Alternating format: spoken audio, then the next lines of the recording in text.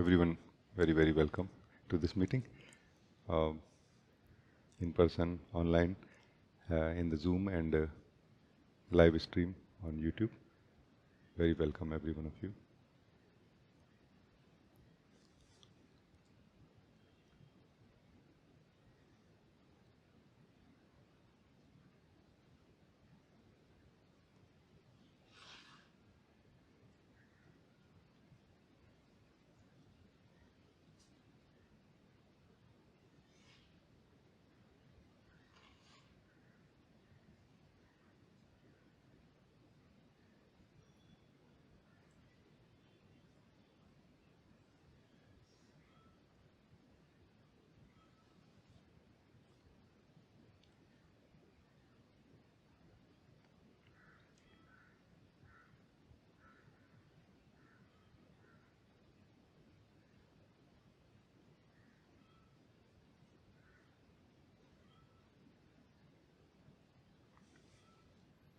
I don't have anything to share immediately. You all are welcome to interact if you have the feeling.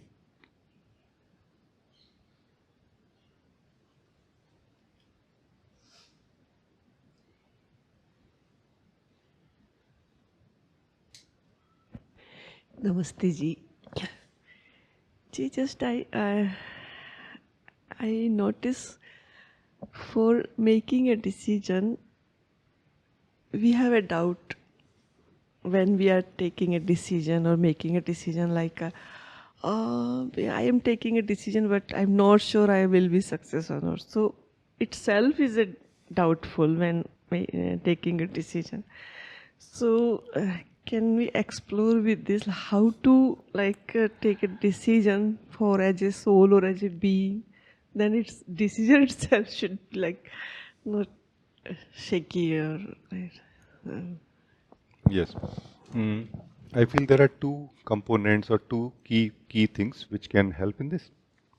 One is meditation, one is contemplation. No?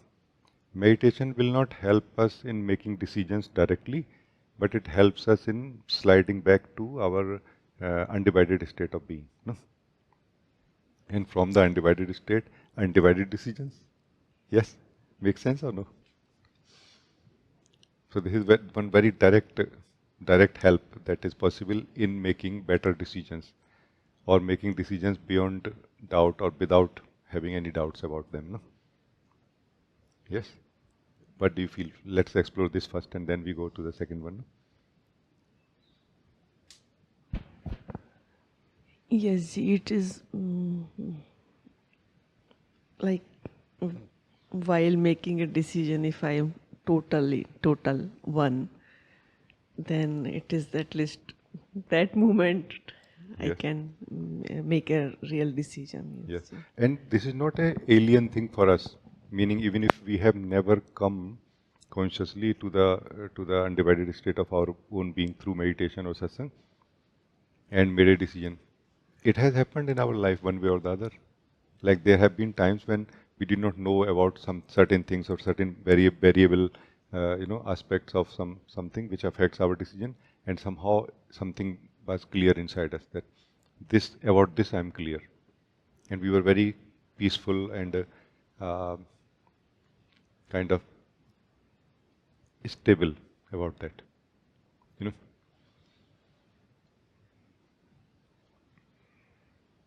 So these kind of things have happened in our life. Like we have actually come to the state of being in our life sometimes, even without being spiritual or without, practicing meditation or attending satsang. It's just that we have to come here now consciously. This is the point. So meditation is that effort where we consciously come to the undivided state of our own being, where we are the same guy or girl, we are the same being who has been making decisions. In this case, for example, like a doubt that in a divided state of our own being, we have doubt that I don't know if that decision will survive in me or if I will succeed. Like this. From where that doubt comes? That doubt can come only from two places. One is that we are not clear in the mind about the extent of that work, about what all involves in that decision, what all I will have to do about it. We are not clear about when I'm saying yes to this thing, what all comes as a package in it. So clarity is not there, first of all. For that I said contemplation. Another thing is that even if sometimes clarity is there, we are like as if we are half-hearted, not because of the visible factors which may affect our decision, but because of something else, like as if the feeling is not there fully, as if the feeling is not there fully, or that kind of things are felt inside us. And for that meditation, in that meditation we come to the state of being where we are not affected by floating or moving feelings. We come to more stable feeling, no? Or stable state of being, from where a very clear yes may come towards something, or a very clear no may come towards something, and sometimes even a very clear maybe can come. But still it's going to be so clear, so joyful, so stable, like yes, it's a maybe for me. I may not. But during this time we are going to be peaceful, joyful, stable. We are not going to, like, what is suffering basically? Let us also include it a little bit in it. Suffering directly is not an experience of pain or anything like this. Fundamentally, no. Suffering is a sense of a state of being where we feel that I have not fully, you know, involved myself in something, like part of myself left to be included, to be involved in that decision, in that which I want to do. No? That is what causes suffering. Like I could have done better, meaning I could have been more of myself present in it, involved in it when I was making the decision, and then I could have made a better decision. When whole of ourself is present in making a decision, then the result of the decision might be not nice for our life, let's say, but we cannot have a repentance. We cannot repent after making that decision. Did I not tell you something else from my past that I was at work and there was some important project related work to be done, like something like very important, like we used to call fire. There's a fire in the project and something super urgent has to be fixed, and we could not. And I did put whole of myself in it, no? And surprisingly, I was feeling that such coolness, such peacefulness inside me, such joy inside me, while we were like, oh my God, we could not fix it, you know. And it was like, okay, it came and gone. Then another scenario in the same workplace. I'm working on 2-3 projects at the same time, and very well managing them. And somehow that kind of contentment was not there, you know. And that is where it was noticed that, oh, spending ourselves fully is somehow unlocks our own light of truth, joy of being, you know, which already we have now. Doesn't matter now what is going to happen out of that decision, or what will be the implications, or you can say effect of that decision in my life. I will be joyful already and always during the whole process, you know. So this is that way of the being, way of the soul for that meditation. Like in modern languages, we have started using that I will meditate on it, then I will decide. We say like this or not, but it means that I will try to bring whole as much of myself together as possible, compose myself, bring myself into one, and so that my decision is lasting and I don't repent. I don't feel that, oh, I could have done better, or I could have decided otherwise. So for that, a direct, a conscious, a clear, and a proven method is meditation. That let us withdraw ourselves from all the thoughts and feelings and activities involved, which we are doing based on the past decisions. Let us become empty and available right now. Just empty and available, just now, just here. Not doing anything, can do, but not doing anything. So like just available, present and available.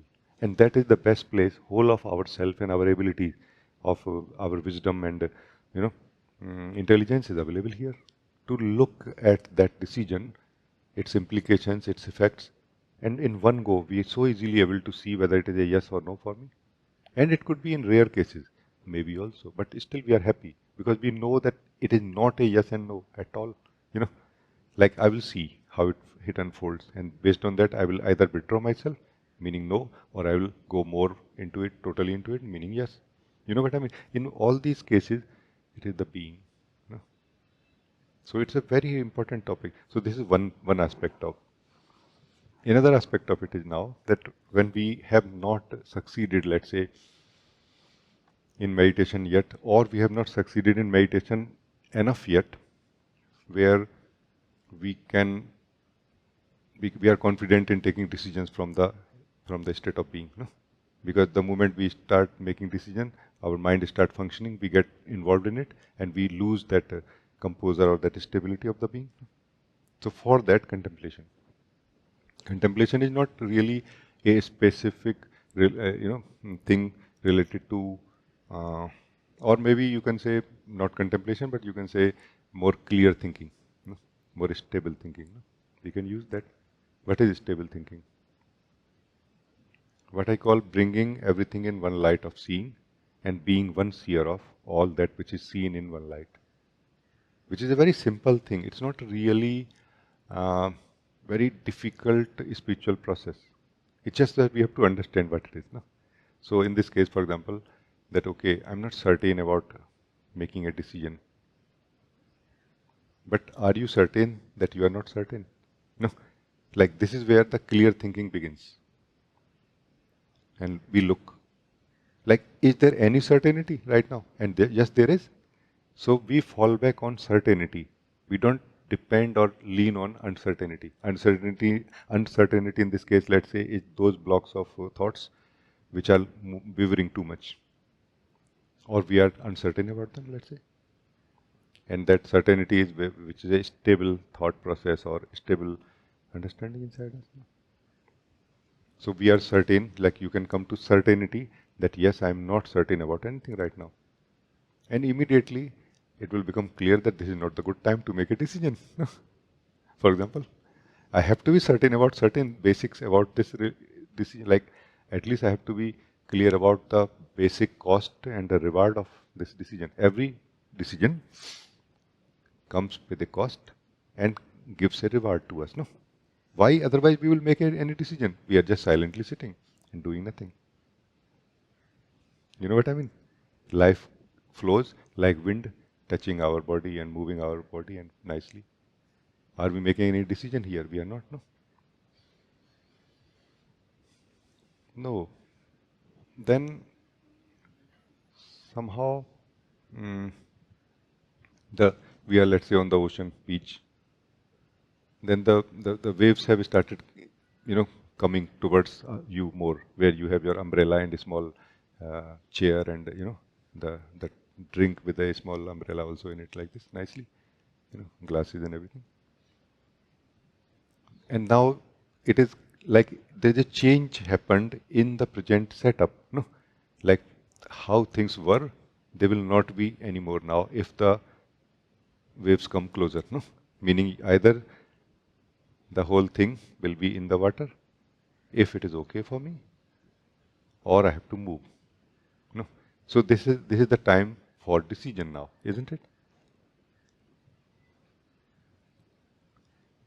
And we mostly can take a very impulsive decisions generally, no? Oh, I have to go. Or sometimes you may feel like, no, it's so nice to just be immersed in water maybe also. But this is a example of a decision that we make or that we need to make. No? So this decision making process here is not only involving the external factor, which is the waves which are coming towards you. It is also involving the present state where you were enjoying a very beautiful time on the beach. So that is at stake. Like it will be taken away now. Like it is being disturbed in a way. So our attachment to that will also come in play. And our present abilities of analyzing the, the, the external factors coming to decisions, all of that will also come in play or not. But one thing that is always, always, always beyond all of our abilities, that is our own self. And from there, when a decision comes, even if we may feel later on that, oh, it was not a good decision, we cannot feel unhappy. We cannot feel unhappy ever. Ever. Because that decision comes from the joyfulness of the being. And it only unlocks somehow that joyfulness of our own being in our body mind. And then even if we feel, oh, I could have done better, we say that joyfully. You know, we say that joyfully. Not, oh, yeah, sorry, I could have done better, really. But we are just laughing, happy, you know, versus we did the best decision, but somehow we could not do it from the place of being.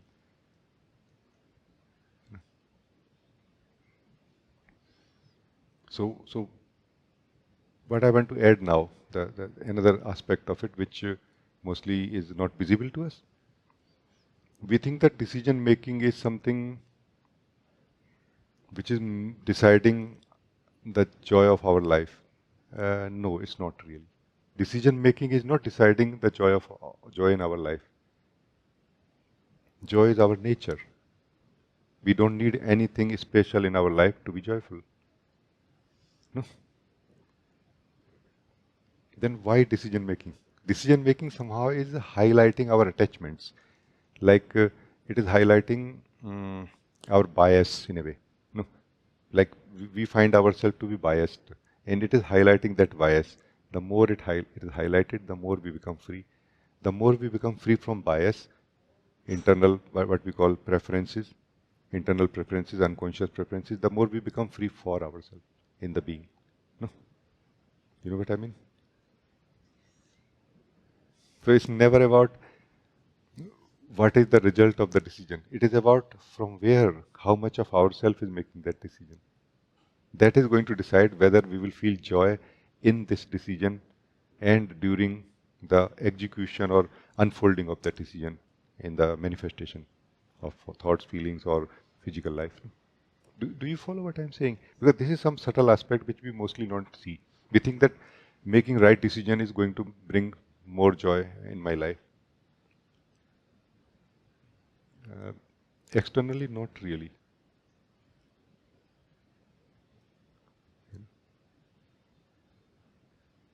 Please say something. Like some feedback will be nice.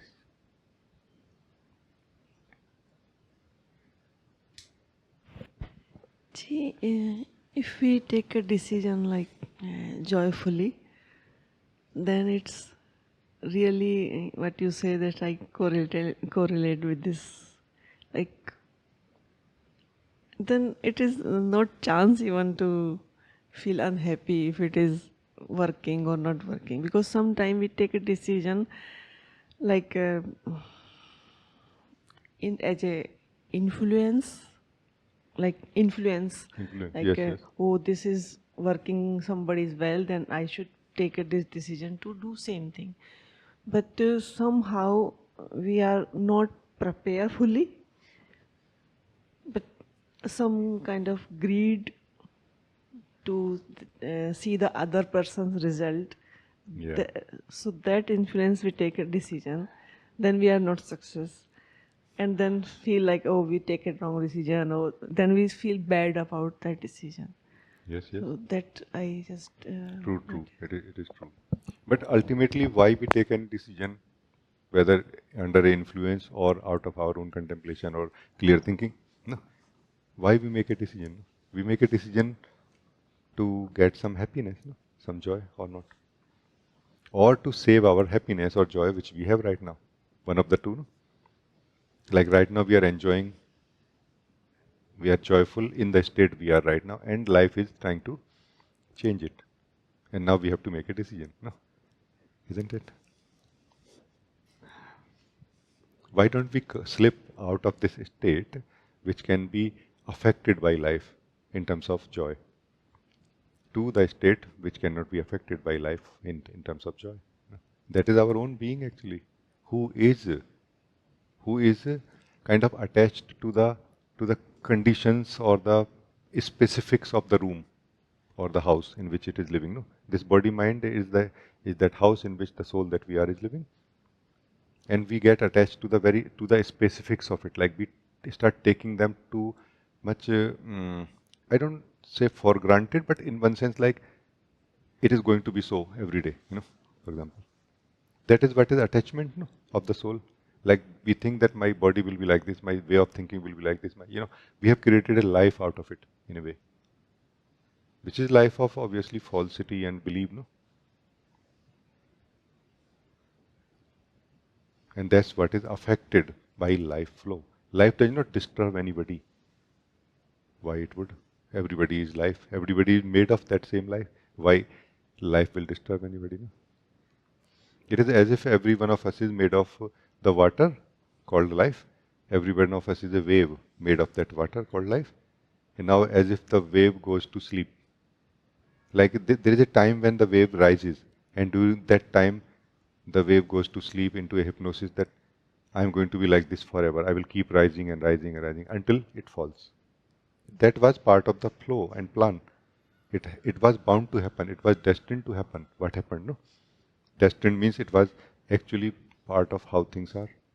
But it is the expectation of the of that wave that will bring unhappiness called disturbance. I got disturbed. No, do you see what I'm saying? Trying to say. Yes, Ji. So I'm just following this. I feel like if we are flexible enough to go rise high and low, then we will not feel disturbed also. And what do you mean by flexible enough? You are right, but what is this flexible enough and how to achieve it? Everybody wants it, but how really? So, what I feel like meditation is a way first to keep ourselves more empty, to accept whatever it is, high or low, but we are not see Yeah. as a Yes, yes, yes. as a fact, not like a How? wrong or right or high and low. So that I just feel. Your understanding is very, very right actually. Meditation basically it means that we slip out of our attachment to our expectations or attachment to how things are right now. Attachment to our state basically of energies of body mind. No? And we slip out of it into that truth of who we are, who is living in this house of body mind. No? Where we don't really have any life in the physical or the energetic sense, but we are the being of life here, no? The soul. So we don't have life here. We are the soul and we are life in a way, indirectly or in a subtle way, no? Essentially. So what happens here is that somehow as we stay in meditation or as we stay in this essence of who we are, we discover who we are. We discover that joy which is our own nature. No? It is like waiting for us to be lived. And during this time, we are not holding on to anything also. So that not holding on to anything kind of washes away the the subtle mind, you can say, of the soul, removes the impressions from the soul that basically plays when we come out or of ourselves into the body mind. As soon as we come out into the body mind, we get plugged into it in a way, attached to it immediately. Like if there is a fixed pattern in a way, like a certain degree of attachment immediately happens, and that will happen less and less as we will go inside us. It does not mean that we cannot use the body mind. In fact, the less attached we are to the body mind, the more we can use it.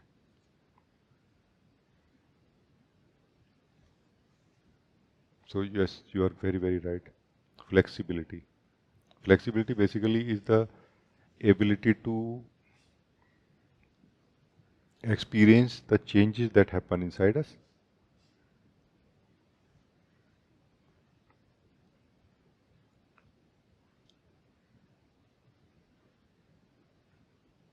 while that experiencing the change in kind of produces a certain joy in our being. No? Enables us to also discover more deeply who we are also. Because one discovery takes place in meditation, no, dhyana and satsang, of who we are while we are living it, and that somehow is challenged also when the energies are playing inside us, when the change happens in the energies also, isn't it? So that is challenged also. That this is where the flexibility plays in a way, no? because because of our inflexibility, let's say, meaning our state of attachment to the body mind state, we seek that attachment even in the true state also. So when we meditate, rather than actually discovering who we are, we we try to attach ourselves to what we are experiencing here. You know, what we experience here, which generally we are going to experience every time we come here, more or less, like similar, if not same. And we kind of unknowingly attach ourselves to that.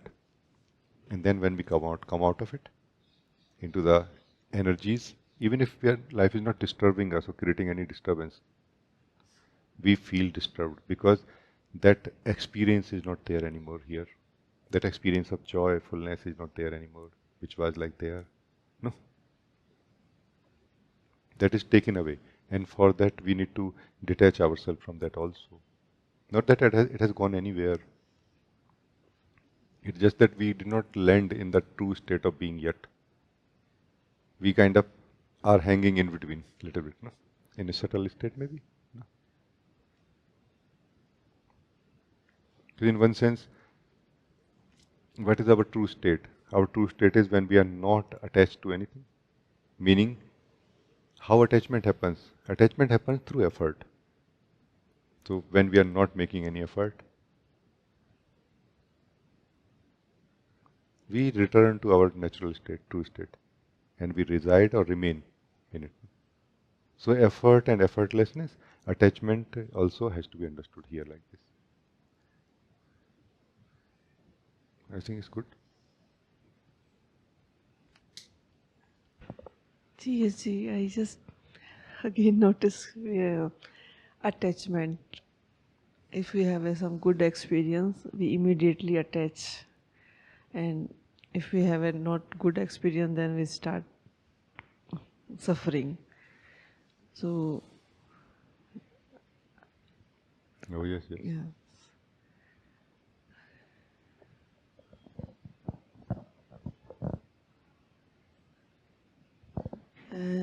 Ji, In one sense, I think more refined definition of suffering would be attachment to experience is, suffering. No?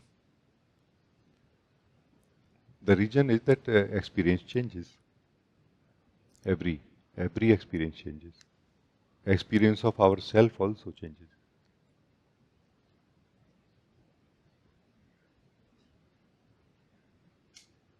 I want to explore this. Experience of ourself. Yes, ji, because every time I want to be free from attachment of experiencing. Attachment to attachment of to experience of ourself actually happens only when we make effort. When we have made effort out of our understanding in such a way that we have relaxed our effort and we have come to the effortlessness of our own being, here attachment does not happen because attachment requires effort. So care about effort. When we are experiencing ourselves, are we making effort? Let's make very, very clear this to us. If we are not making any effort, like right now, check. If you are not making any effort in experiencing yourself, then not only you are experiencing yourself, but also you are in your true state of being. We are in our true state of being and experiencing ourselves. And this experiencing ourselves is effortless and it is going to continue. It is more like a light, just like an aura coming out of some light source. That joy that we feel, no, it is just a aura that is just emitting out of it continuously without effort. And this will not change. So this experience will not change. So that experience of ourself which changes is not the true experience of ourself. It is the experience of the true self but it is not the true experience or effortless experience of the true self yet. No, still it is the experience of the true self only.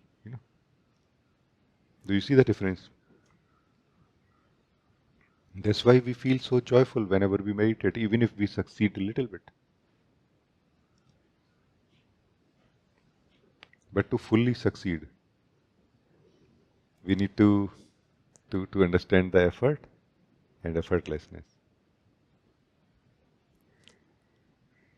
And it is a little bit subtle topic really.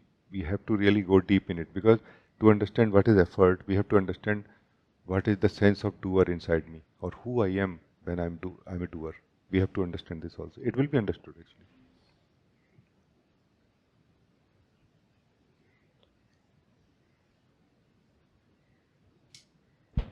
She may request you to go like more deeply in this topic. Yeah. And So say, don't make any effort right now. Just stay like you are right now.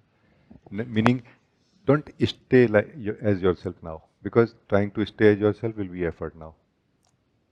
Don't make any effort, or make only one effort, that is vigilance, alertness. No, all of you are invited. That don't make any effort right now.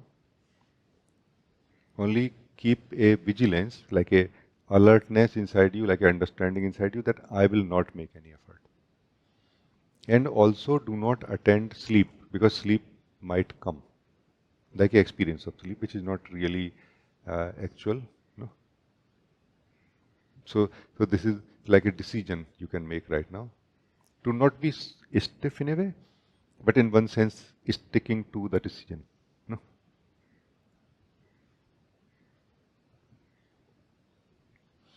And you will notice, without effort, you will notice something. And I want to wonder with you right now that when you are not making any effort and you are noticing, how you are noticing it. And who are you who is noticing anything? You know, this is the effortless awareness, which is our nature, which is like one with our nature. No,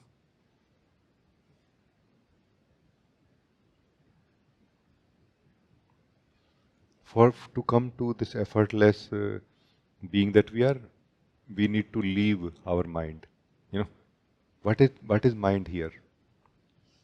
Mind is that dream that you, the effortless being, is living. Dream of being someone who is progressing, who is going, who is coming, who is doing this and that. No? Mind is that work that you, the being, does or doing. No? And the basis of that is the physical body.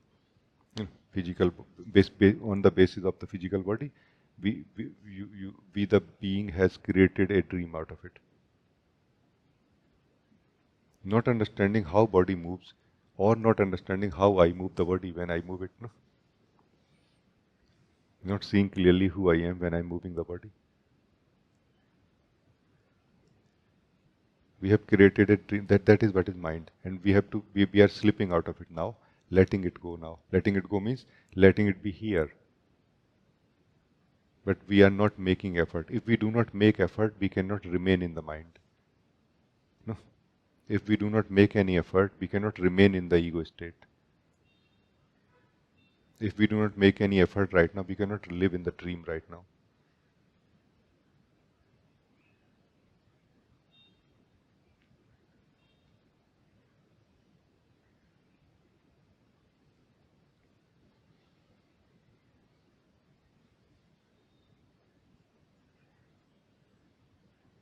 So, as soon as you have given up effort, immediately, without any process, without any delay also. So we don't have to wait for some time that, okay, it will take some time for me to settle in myself. No, we don't need to. It is lightning fast actually. It's immediate. Meditation is immediate thing. It's not like a process.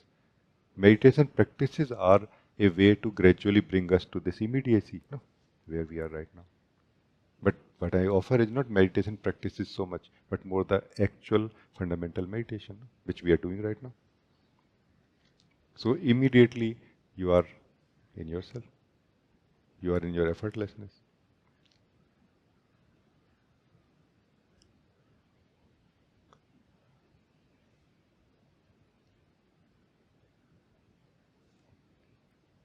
And there might be things happening inside us. And I think most of us are very mature souls now that we are able to ignore things which are happening inside us. But let me highlight some things which we may not be able to notice so easily. Those things are a sense of progress happening, like I'm kind of coming to myself now. This is also something happening inside us, and we need to ignore it right now.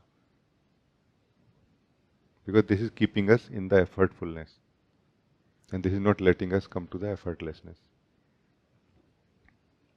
So, no progress, no journey, no effort, no destination,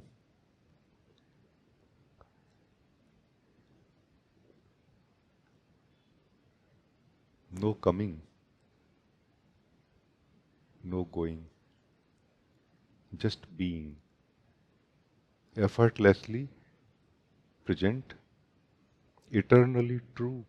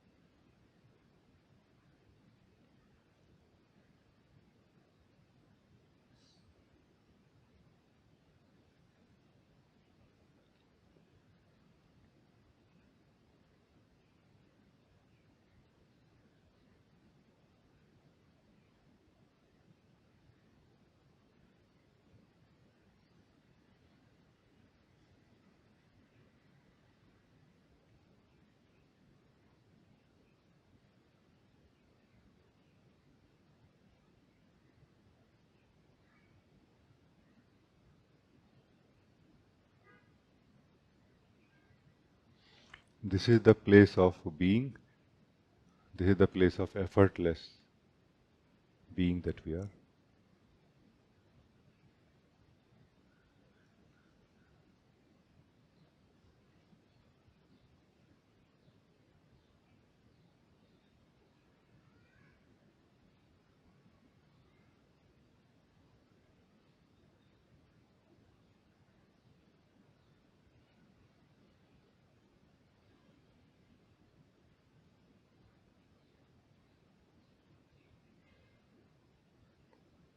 Thank you.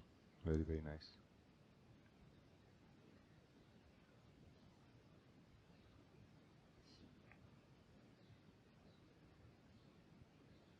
And after this, any one of you who comes out of it, whenever you come out of it, keep your vigilance alive to notice how I get into the state of effort and what is effort. It is very important to understand it. Because without understanding what is effort, how I make effort, we cannot be free from it whenever we want to.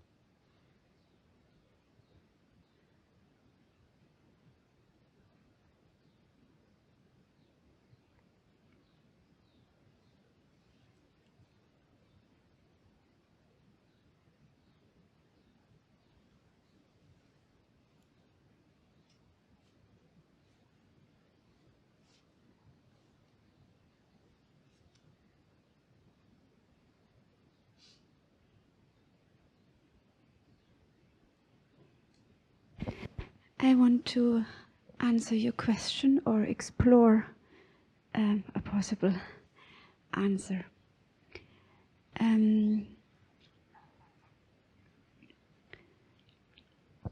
So far,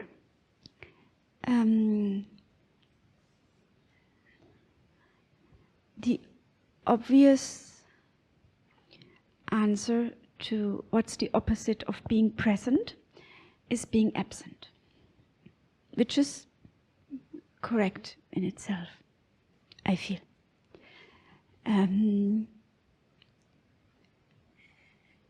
What I just found or realized in the meditation was one word which triggered a lot, which was destination, which I feel is a maybe subcategory of absent type. And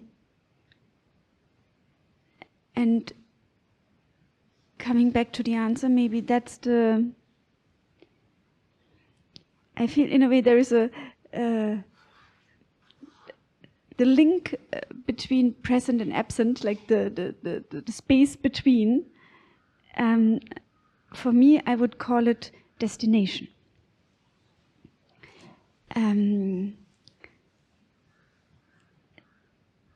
That usually we are flowing from here, or we are going from here to there, from being present to being, if we are talking in the spiritual, to be absent. And also in practical life, we go to work, we go to the kitchen, we go to the movies. Like, it's in a way always something is after. There's always an after. The destination, the absent. This this in a way for me just now the being absent became more clear, in a more practical, more touchable in a way. Like, this is, yes, that's the link, I feel. It's very, very good. Yeah. As if, we are not noticing, all of us generally, that as if we are waiting to be present one day in life. And we are just moving from A to B, from present state, which is the destination from our past, to the new destination called future. No? And when we have come to a destination which has become a starting point for another destination, we cannot be relaxed. No? We cannot be relaxed like, okay, I don't do anything, just have a cup of tea, enjoy my time, oh, nice weather. And even if we do that, we are going to be like what we were talking the other day, that like a soldier at ease, like we are ready to go somewhere for some war or something. No? So as if we all are waiting, and we have to really look deeply why we are doing that. So what is the journey of the soul? This is the journey of the soul that you have just now discovered. So every soul is in a journey. That journey is not an actual journey anywhere. This journey is called the mind, in which we are.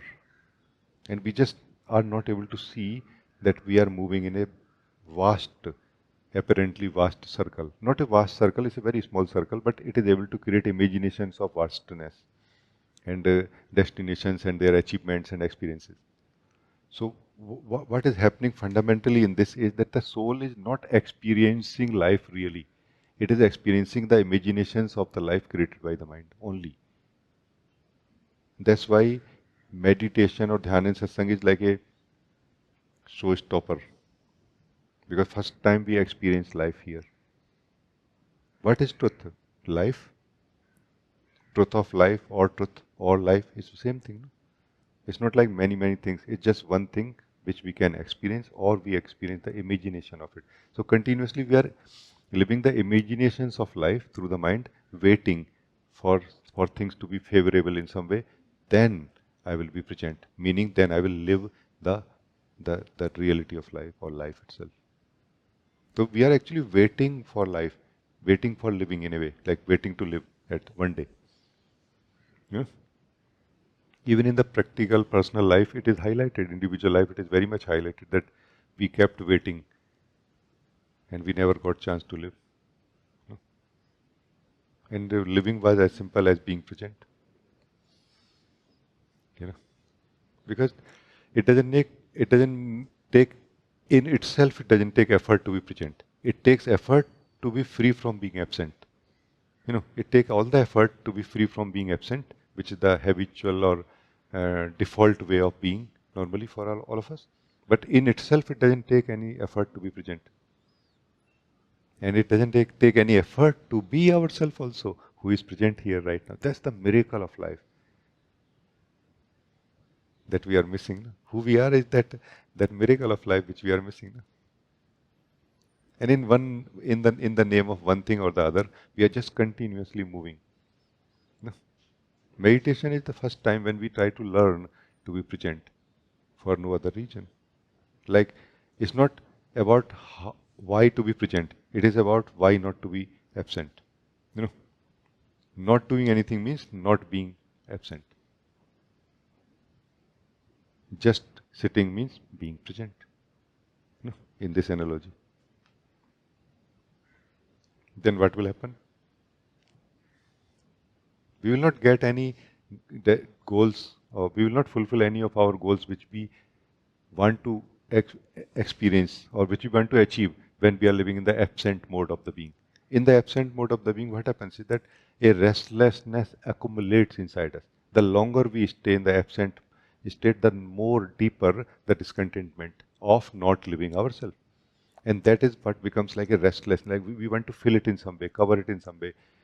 We are either using the imaginations towards life as a painkiller to cover it so that this pain is not surfacing, or we are using the imaginations of life as an entertainer, like to divert our attention to the fact that I am in pain. Every soul is in pain in that sense, but that pain is just of not living ourselves, not living that joy which is possible to be lived right this very moment to every soul.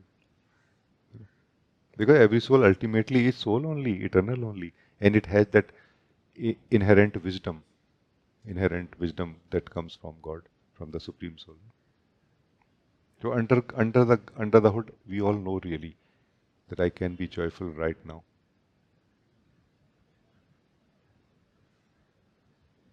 Very nice that you noticed. And what I try to share is that it's not that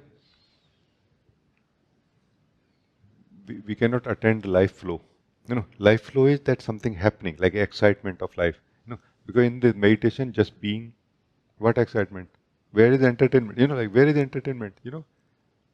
For those who are interested, this is something bigger than anything else. But even life flow can be experienced very joyfully from here. In fact, it can be experienced much more deeply or really. We are not really experiencing life when we are not present. We are experiencing our imagination of life.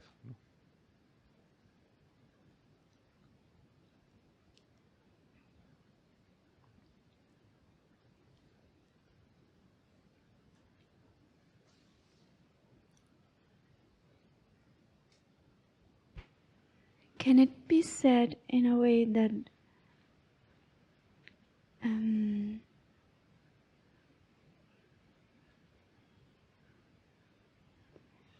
being myself, meaning I'm not moving,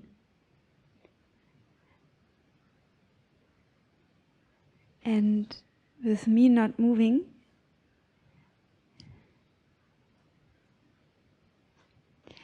there is a lot of space for life flowing through me, like maximum, like 100% not moving means 100% full life flowing through me, like ratio wise. And the opposite, the opposite, me meaning me fully moving, and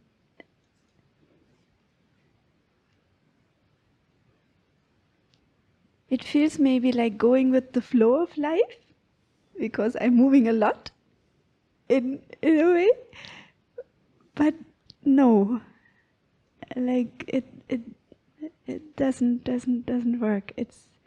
The experience is a lot of moving, but it's not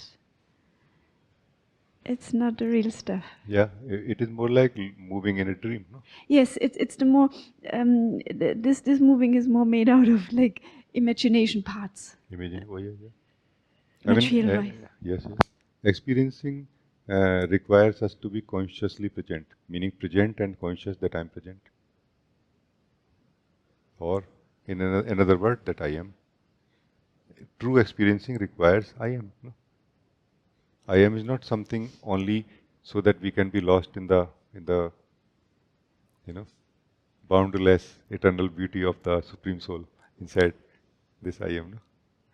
It is also to fully appreciate the beauty which is manifested out of that same Supreme Being in the form of life flow. No?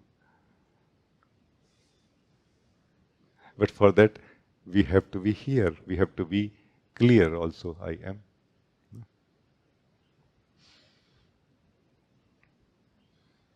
You are very right.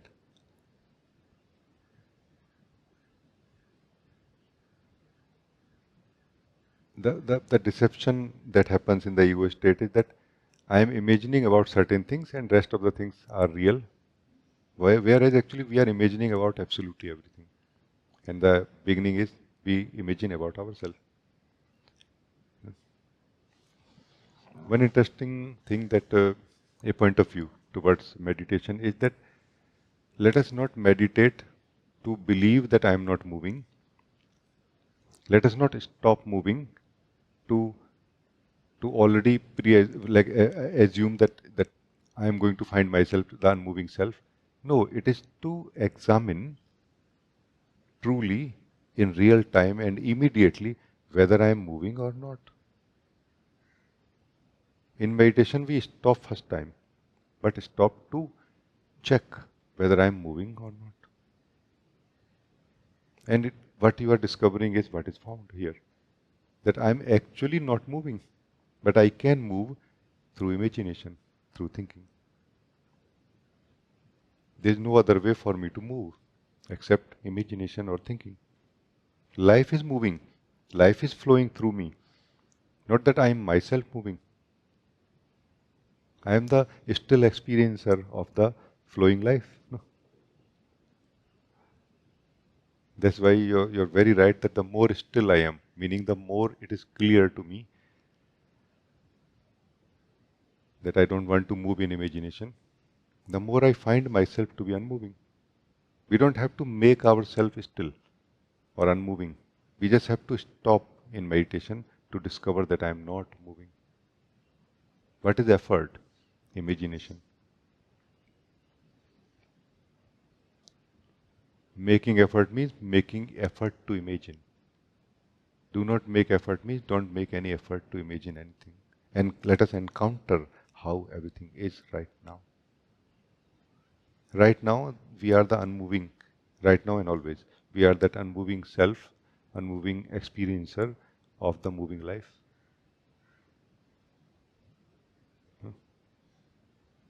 And let's not call whole of life right now. That will come in our way very naturally and very organically. It will be, resolved. But within ourselves, body, mind, thoughts, feelings, life and encounters with life and everything, isn't it?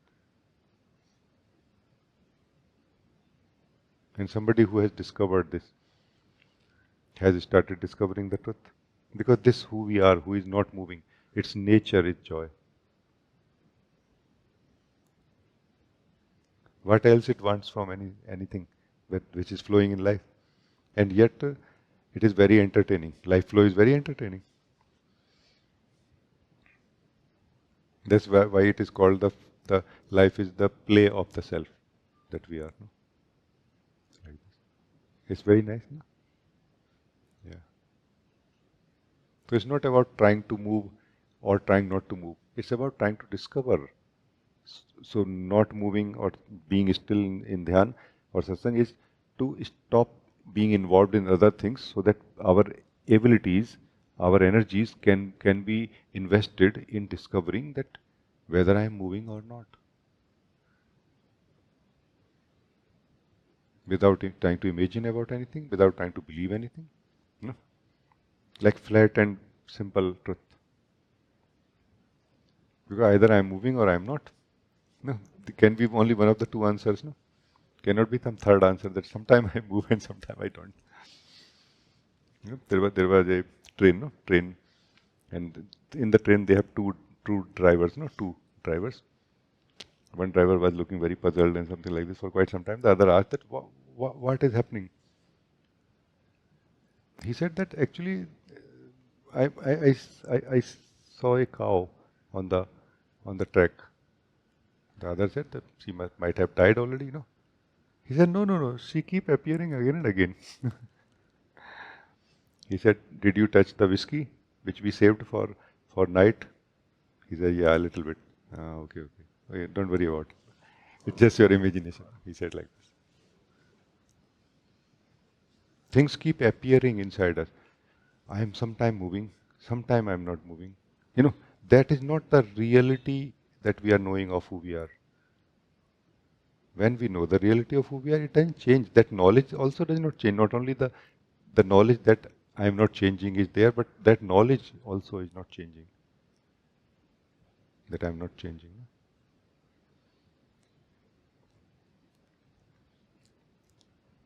So even we can have an idea about ourselves also, that I am the still self. It's just that sometime I am not still.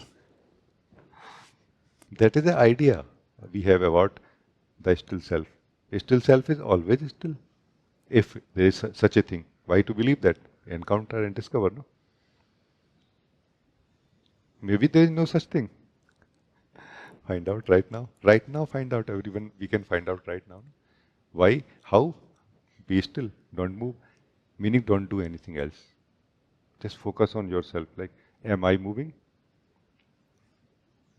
Meaning, am I making effort to move? Don't make that effort. Am I making effort to be still? Don't make that effort either.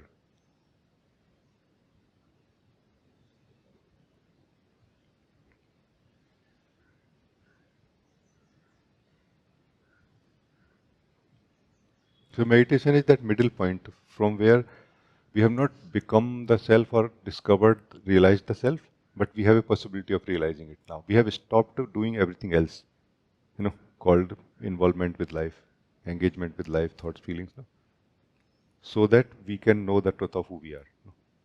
It doesn't mean that we have known the truth of who we are. Even here, without doing anything, without knowing the truth of who we are, we feel peace. We feel like catching some break. So nice. Everybody feels joyful, even a little bit, in meditation. Because we have come into sort of a proximity of that self whose nature is joy. We touch, we experience that joy.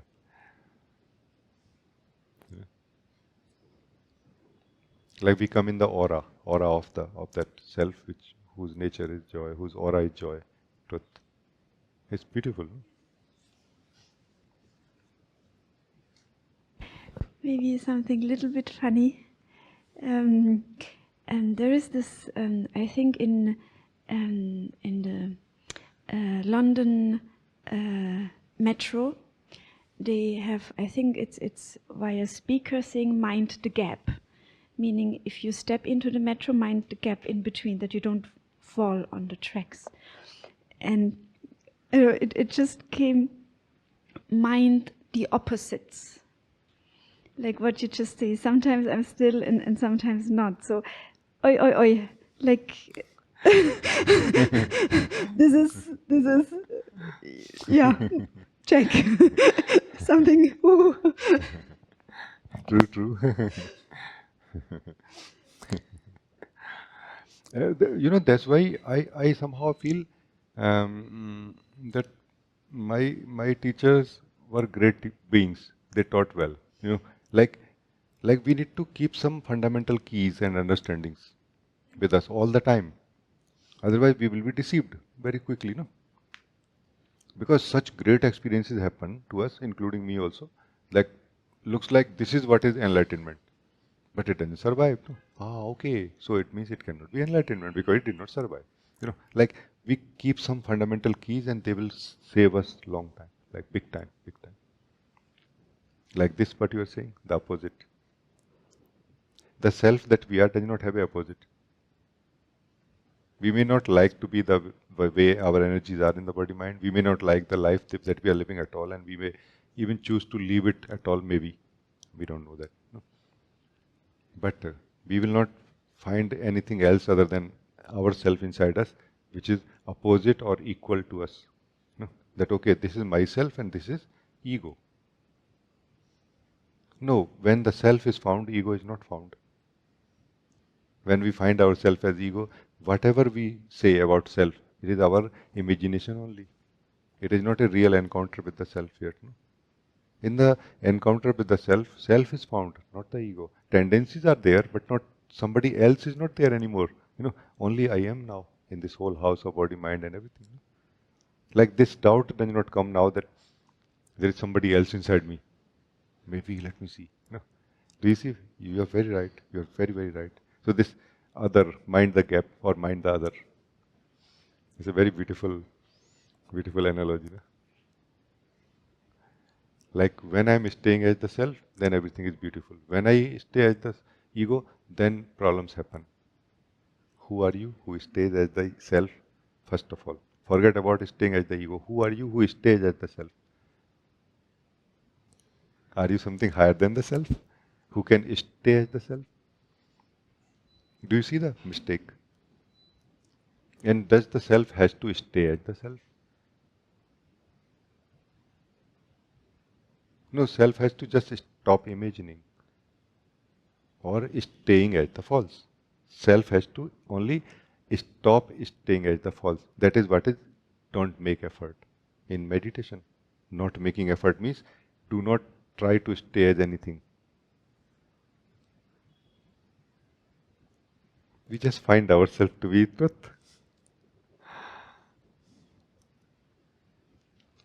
So all the spiritual effort basically is to come to not making effort point. No, I'm also trying in different ways. Every, true discipline towards awakening is trying that. To just not make effort for some time.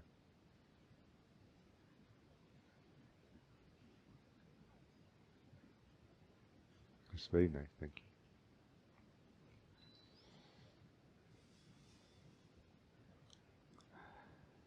Your face and the light on your face is showing me something beautiful, that you are actually discovering this truth.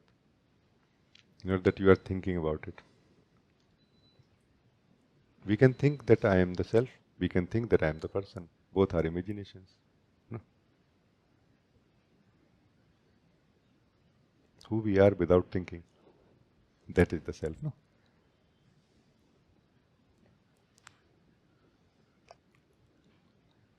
Meditation is that state where we drop out of thinking.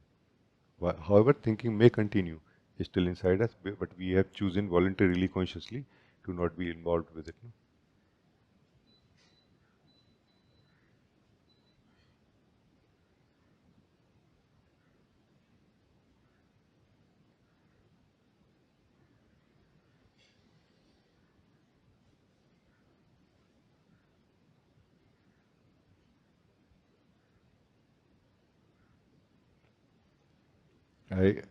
I'm a very simple being, but I have this feeling to share this truth. This, something in line with what a great saint said, that I can teach you how to stay as the effortless self if you can teach me how to stay as the effortful self. I want to tell you this. Any one of you try and teach me how you are able to stay as the effortful self, and I will teach you how to stay as the effortless self. Because I am staying as that, no? So I have a direct knowledge of it, meaning in the sense that there's a direct experience all the time. No? So from there we will find some way to communicate that how to stay as the effortless self. But you first teach me how to stay as the effortful self.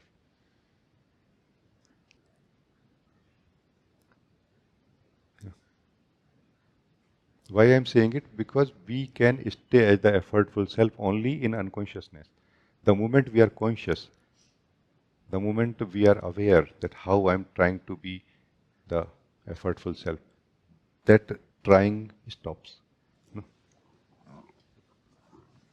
That's what it means, that the ego can happen only in darkness, in the absence of awareness. No? So thank you. Rahul, you want to talk? Ram Guruji.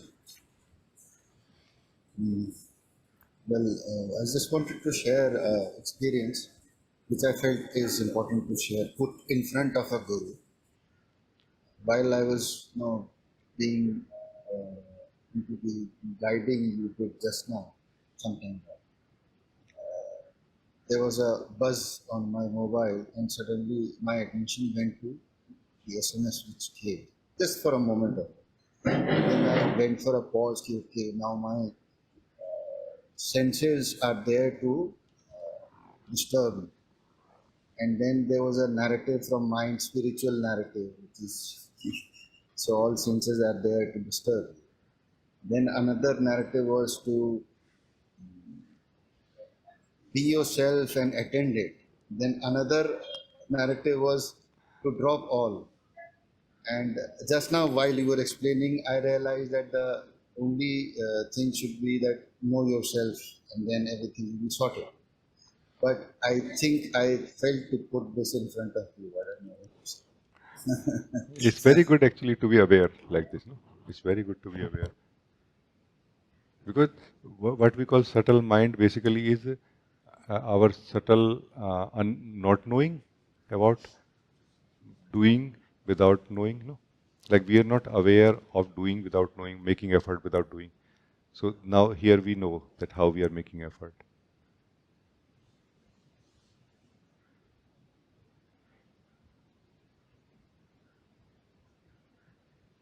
Like what happens is that when we involve with anything that is happening inside us, no, fundamentally we can look right now or live right now.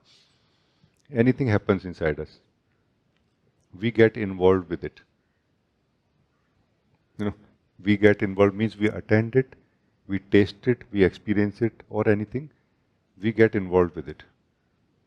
Then somehow we become something other than who we are naturally and always, or who we are effortlessly. Then neither we are living as who we are truly, nor we are living this, what we are experiencing, what it is really truly. So neither we are living the thought as it actually is, nor we are living ourselves, who we are truly in this. That's why it is very important to understand that how to live in the purity of my being. And second thing after that we will learn is that how to live everything that is inside me while living the purity of my being. From the purity of my being, without being mixed with what I'm living or looking at. That's why we can call it looking at it, maybe. Not living it, but more being aware of whatever it is. But more a joyful, loving, in a way, not loving maybe, but like allowing. Allowance is there in that awareness, not like a condemnation or like a trying to suppress or trying to cut off something from inside. No? So that natural relaxed awareness happens also. That okay, I'm not making effort to be myself, and I'm aware enough to not make effort. So like that inner vigilance remains, that I'm not going to make effort to be myself, and that results in relaxing in our true state of being, and from here a what I call open eyes of the self. What is awareness? No? When the self opens its eyes towards its own, this apparent form, that what is happening inside. We look at it, okay. Then only we know truly what is thought, what is feeling, what is body, what is breath, sensations, what exactly is this whole flow and things like this. And we know many things also. Meaning we know how we get trapped also in these things. Very simply. So once we learn how to stay as ourselves, we have actually in a way opened the doors for more and more knowledge, true knowledge about everything. So this is what is the one thing, knowing ourselves or staying as ourselves is that one thing, by knowing which everything is known, without knowing which nothing is known truly. That's what is said in the ancient wisdom.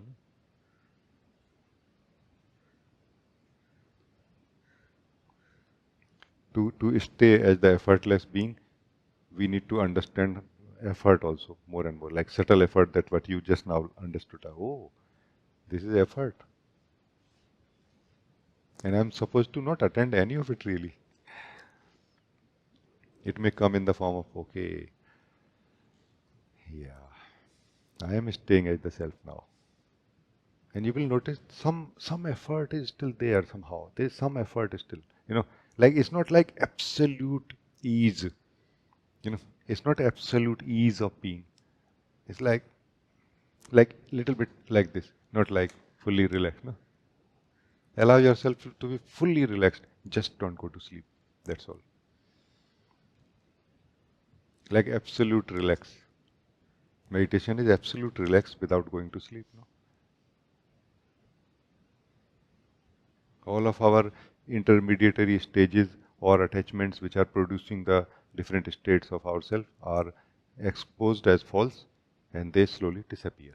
They don't remain in us anymore. Only the true state of the being shines, the light, the aura of it. Because they were there because we were attending them. As soon as we stop attending them, they are not there anymore. Thoughts, feelings remain like an orphan. They are orphan thoughts, feelings. Somebody was there who was using them. That one is not there anymore. The self that you are looks at, oh, what a strange house it is. I'm not just joking, not really. Thank you. I think it's beautiful that to notice this. No?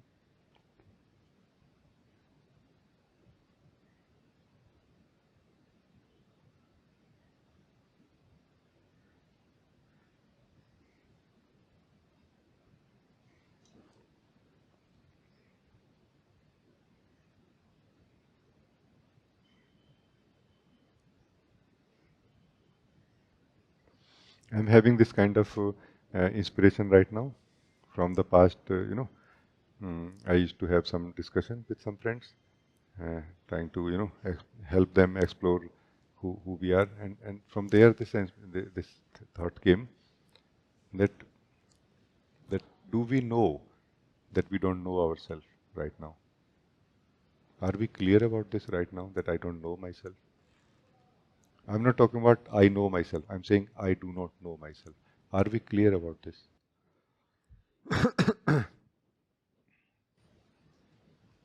So, well, we can have a lot of sort of mm, a kind of sharing. I'll just share, and you can maybe look. No.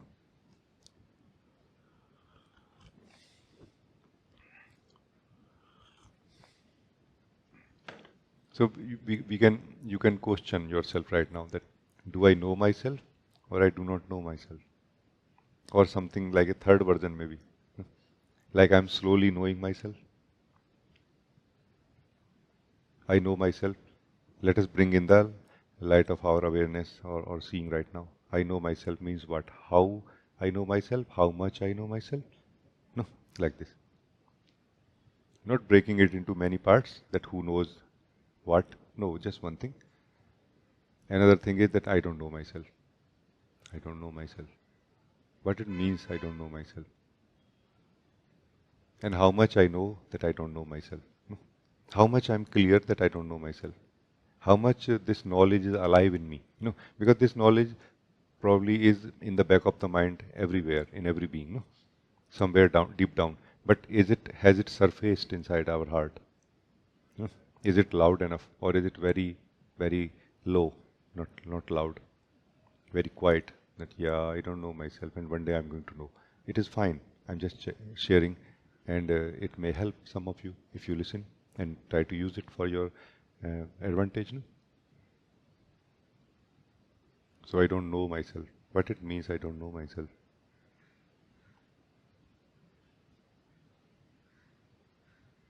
Just bringing the whole thing in the light of this moment.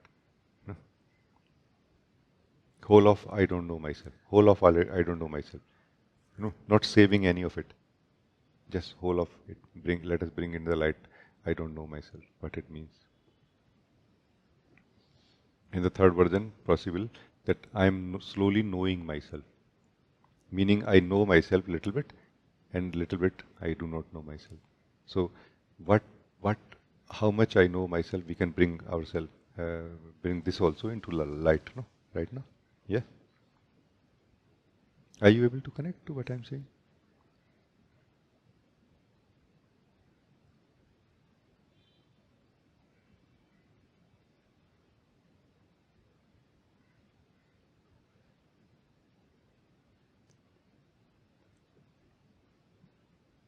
in the direction of knowing who we are, the most important thing is ourself, no? Not the method. We think that the method is more important. There are no methods of knowing who we are really. Fundamentally, there is no method of knowing who we are. Only we are required to know who we are. But for that, we have to expose the kind of internal belief where we feel that I know myself. As long as that belief is there inside us that I know myself, we will not go for this thing called let's know who I am. It's fine, like it's okay. What I'm going to get out of it? I should know what is Kundalini or what is a universe and or powers or anything. I should know these things first, no? Because anyway, I know myself, So that kind of underlying belief is there inside most of us, and that, when not exposed, will not let us know who we are truly. Because we will be knowing everything from that belief, sitting on that belief and knowing, looking at everything from there.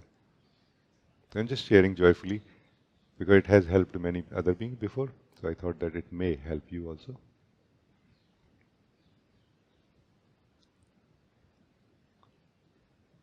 Because my experience says that the moment you know that you don't know yourself, you cannot desire anything else in your life now except that I want to know myself now.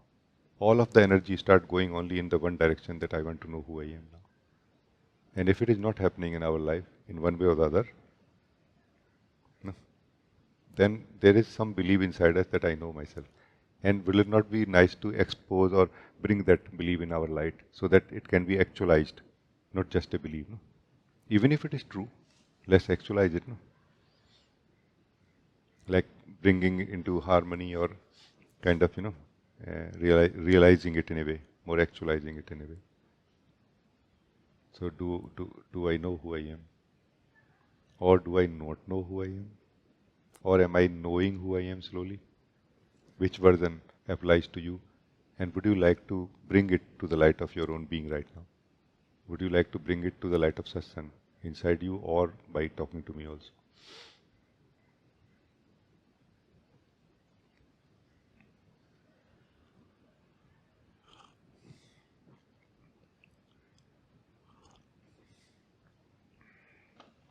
Uma, you want to talk? Yes, Ji. Pranam Ji. Ji, I want to see this with you. As you shared, then I check inside me. Then I find that first I'm not knowing myself. I don't know myself. But I know little bit. That little bit is that I'm not body and thought feeling anything because I am seeing all of it. So it is not me, it is clear to me. So this little bit I know. I don't know other than this. I think it's a good knowing. It's quite a good knowing, no?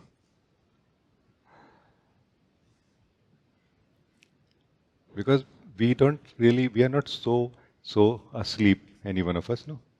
That we blindly believe that I am the body. No, that is somehow living as a subtle belief inside us, no, deep inside us. No? But that when visited consciously by us, then this is what is revealed, what you are saying, no? That I know this now that I am not the body and thoughts and everything else that is happening inside it, no? This I know. Meaning, I am something else. Are you saying that? Yes, Ji. I am seeing all of it, but I don't know yet who I am. How? But that's very good, no? So, uh, are you something which happens as a seer when that which is the object of perception appears? Are you something which happens? Are you the perceiver of perceived happens only when there is something to be perceived? Meaning, are you a specific perceiver of thoughts when thoughts happen, of feeling when feeling happen, Or are you a universal perceiver of all of your thoughts and feelings? All of your thoughts, not just some thoughts, and all of your feelings also, not just thoughts. Are you universal or constant perceiver, or are you a specific perceiver which happens only in certain conditions? I am perceiving all of this as a whole, not a particular thought and particular feeling. I am just And all the times of the waking state also? Not that all the time like continuously, but all the time when you want to, you know. yes. When I want, then I find this all of this bit separate from me. Yes.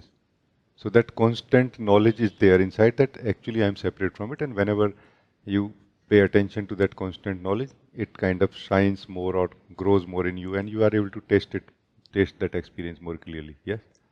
Yes, it happens. Yes, yes. That's very, very good.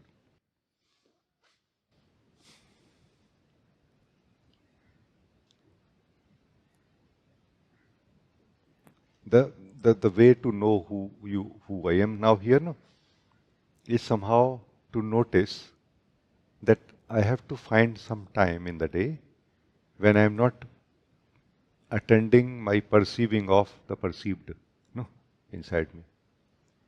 But more I am resting in the place from where I am perceiving and not doing anything. Not doing anything basically means not doing anything about the perceiving, not doing anything about the perceived thoughts, feelings, or anything else.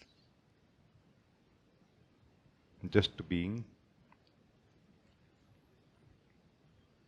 and not doing anything.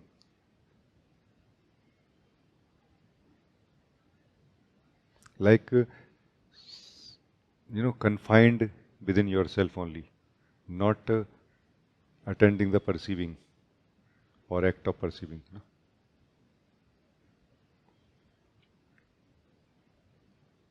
Because we think that the objects which are perceived and the perceiving is kind of separate from each other. No, they are one thing actually in one sense. So we are letting go of both of them, the perceiving and the perceived both.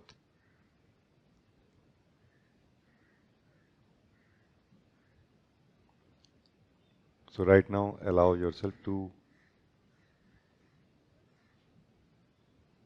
drop out of the objective perceiving, no? Objective consciousness, so that we can relax in the subject that we are, and we can encounter the effortless awareness which is present here, which is not connected to a particular object of perception. This is pure perception present in the being. No? This produces what we call true knowledge. No?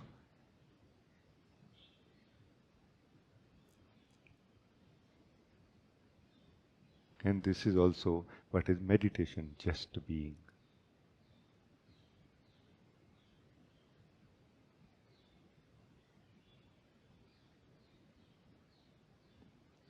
So it's not that there are nothing there to be perceived in you anymore.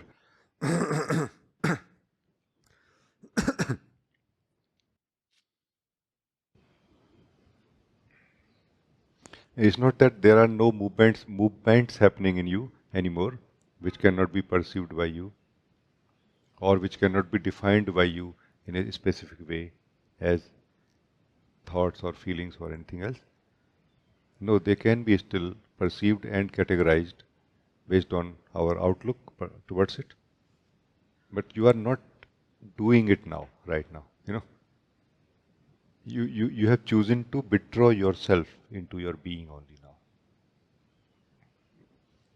This is known in the ancient wisdom as a tortoise, no, turtle, a tortoise who is withdrawing all of its legs and arms into itself and remaining into itself like this.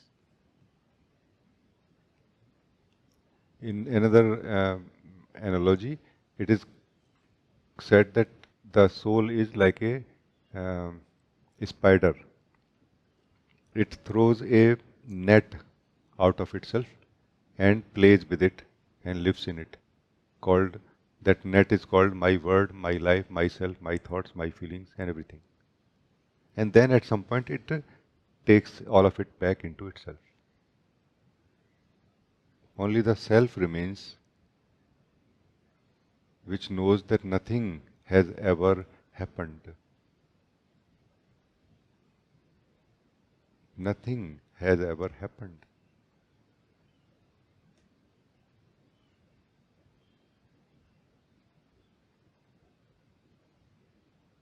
So when you are withdrawing yourself, the self, into your being, you are not only withdrawing the ability to perceive or interest to perceive, but also you are withdrawing that which can be perceived.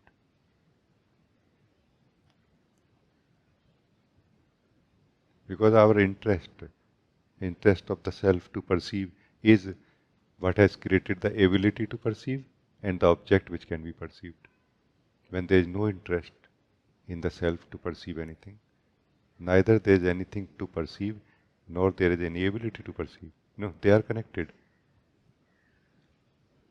Only the pure, empty self, eternally true. This is what is forever yours. This is what is only forever yours or forever you. No? And this is actually what is forever young. You are this. This is what is forever young. There is no other state where we can say forever young. No, this you is forever young, eternally young. You know? So this is something that you can understand or understanding and living right now. Otherwise, we get caught up in those thoughts and feelings which are our own creation continuously, or we get caught up in something called perceiving of them. All those things can be a good method, a spiritual method to come to a more stable ground of the perceiver.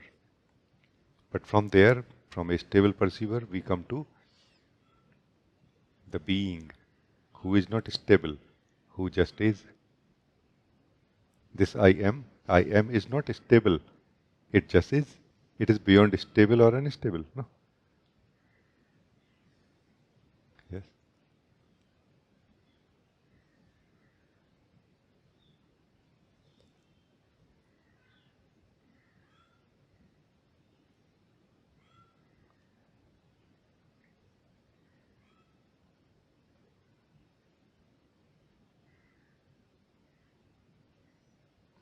So, Uma, this is what is the samadhi. No, this is samadhi. When you, the self, has withdrawn yourself fully into yourself. Then only self is here. Neither there is any self-definition, nor there is any sense that I am the self,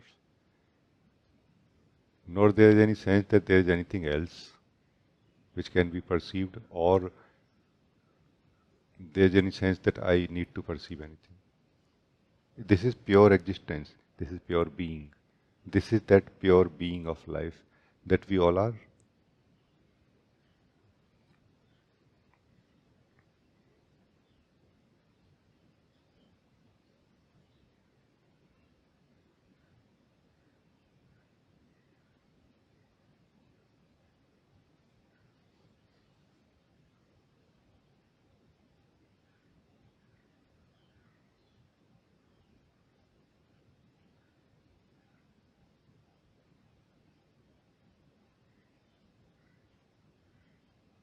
Thank you. I think it is good.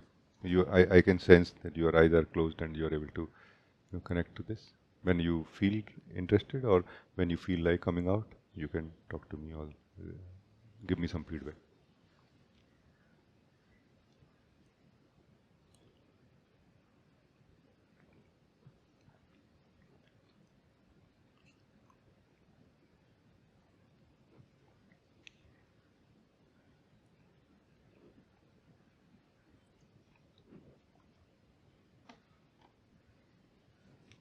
Thank you so much.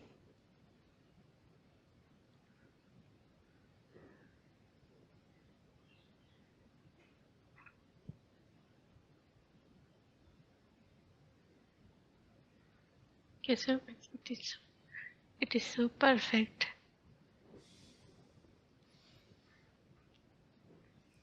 Nothing is there, yet it is complete. Yes.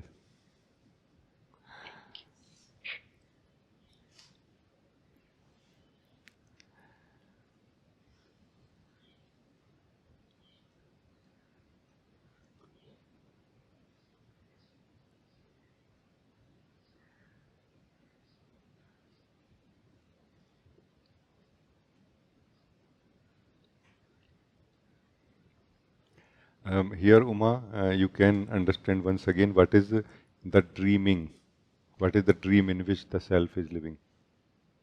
Effort is what creates dream. No? Effort is what creates thought or thinking. No?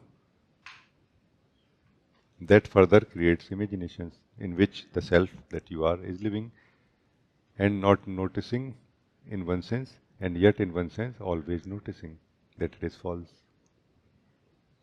In one sense, you the self always at all times know, at all time you know that what is true and what is false. In one sense, you don't. So effort part of the self, Uma, here is to somehow cooperating with the false, that somehow trying to believe that no, it is true really. Because without making effort in believing that it is true, the false is exposed flat, clear as false.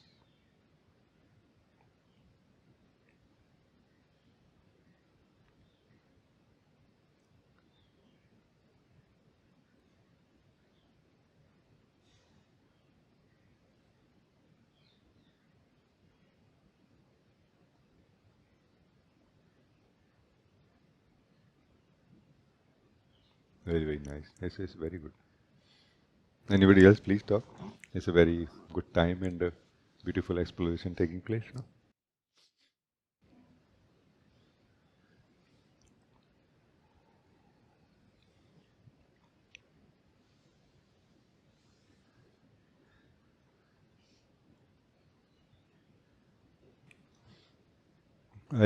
I found myself saying like this before, and I just want to refine my statement that it doesn't really matter what we say about ourselves, whether we say I know or whether we say I don't know myself. What matters is that how true it is. That's what matters. Only this much matters. Even if we say much more truly that I don't know myself, it is closer to knowing who we are than superficially saying that I know myself. Because to know ourselves, we need to be true to ourselves. We can be not true about everything else, but we need to be true about ourselves, no? To know ourselves. No?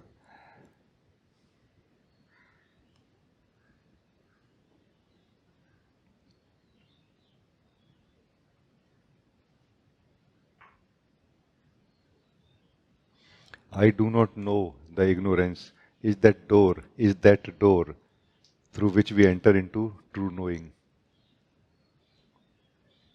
Believing that I know is that wall which does not let us go through it. No?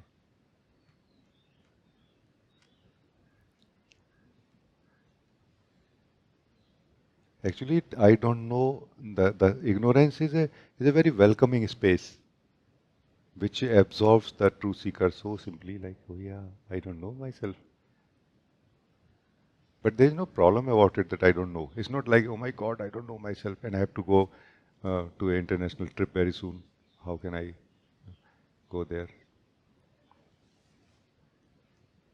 No, it is unrelated knowledge, unrelated to any of the events of life or any of the, you know, gains and losses of life. No, I don't know myself.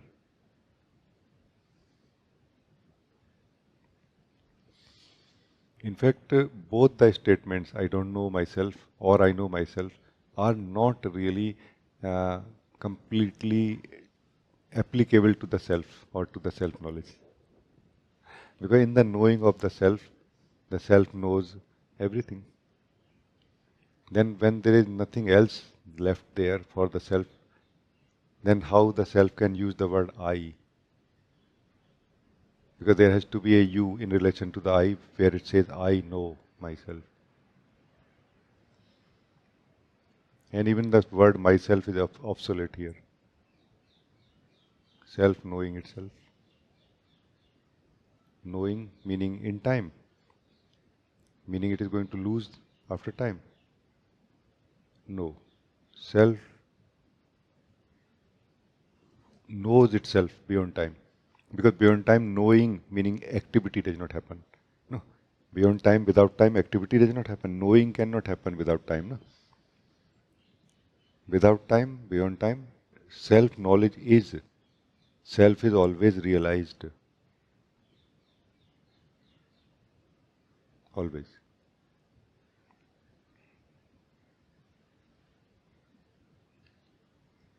Very simply, these things are known by us. I hope that we are not gone too far from reach from any one of you who feel like I'm not able to relate to it. Please talk to me.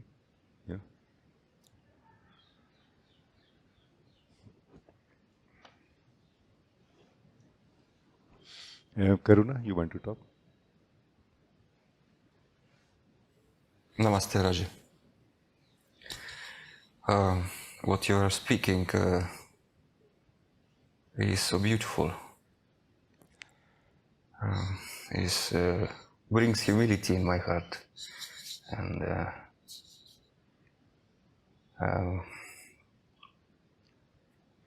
I can see in myself that this imagination, when I say if I know something, and that at that point is probably not experienced as an imagination, but definitely as a wall, as you say.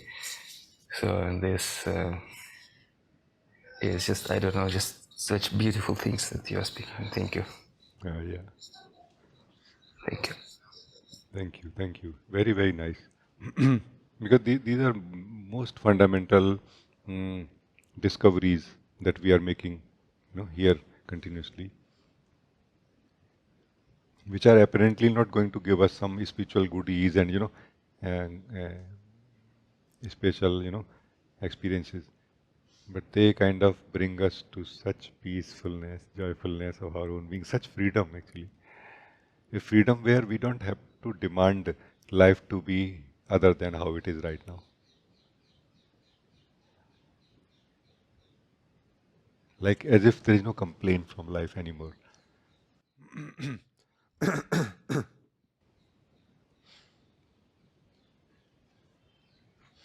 And slowly, Karuna, we will know like this, that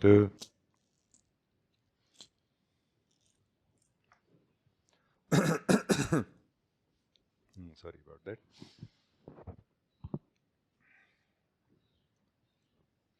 Slowly we will know that life is truth.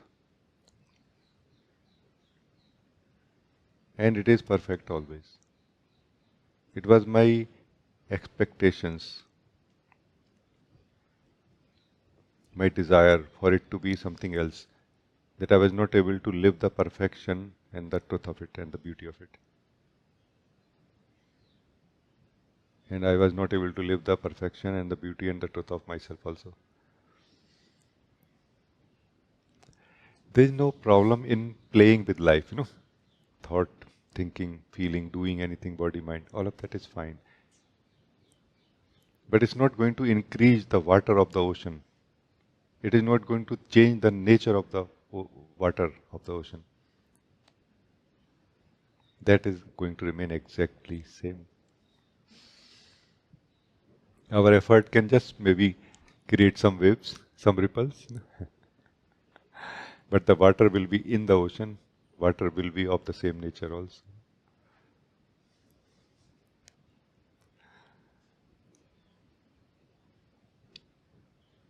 That's what I mean, that we are trying to hold on to the true self. And I'm saying, show me how you are able to let go of it. Show me that right now, any one of you. How we are able to let go of the truth. That is a miracle. that somebody, you teach me and I will teach you how to hold on to truth. So that's why Awakening is more important thing to be considered or understood. Opening our eyes is more important to be understood than trying to achieve things in the spiritual context. No?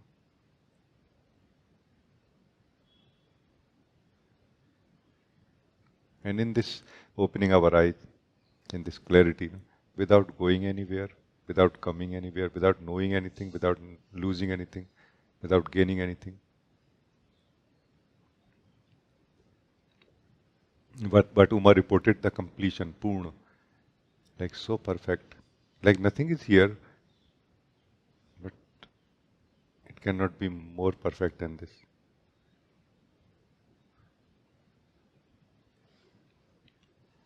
May I just share my point of view, like a song to all of you, that how is the self, who we are. No?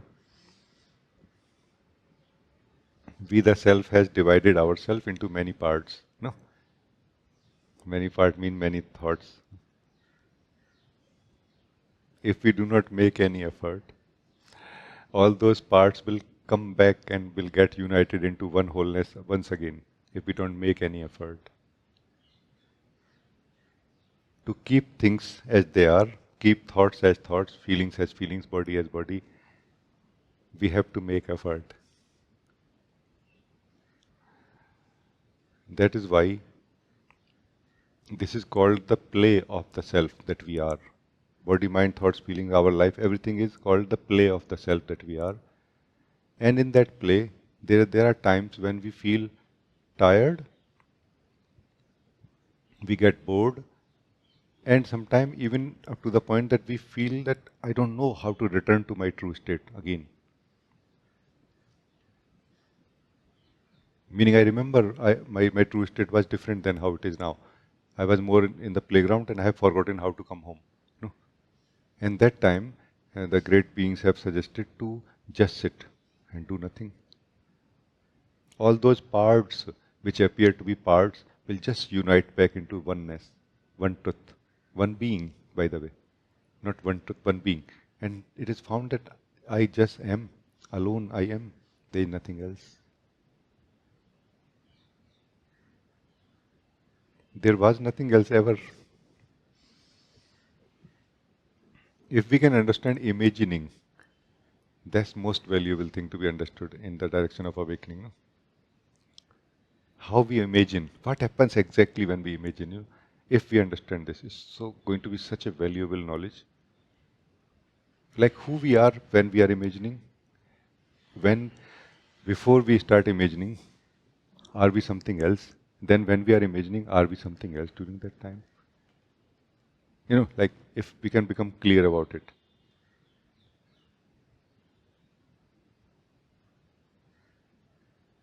Because imagining is absolutely, all of it is within the image, the one who imagines. It's not touching any reality ever, or affecting or changing any reality ever, no?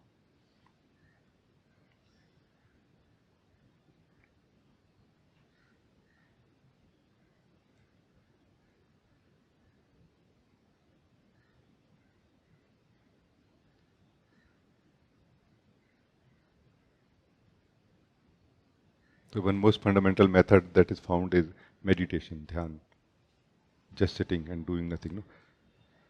So all that which appears to be divided comes back to one unity and oneness, one wholeness of the being. No? And if that is not appealing to us, or sometime it may not, like looks like I have to do something. What are you saying? Just sit and do nothing. Then perceiving, watching, witnessing, being aware. You know, fundamentally witnessing is the key. You know, that language which I have learnt, which basically means that somehow observing what is going on inside me. But only observing, not trying to fix things. You know, because we have tried to fix things and they did not work in a way. You know.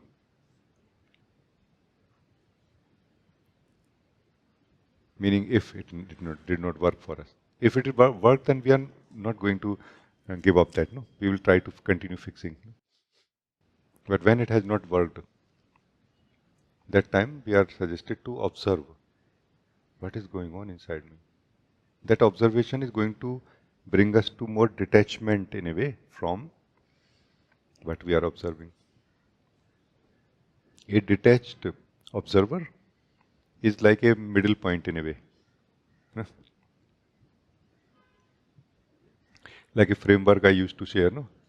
Madhu was mentioning about it today, that that the framework that I used to share, that is 2110. I was in this kind of work, so I use numbers.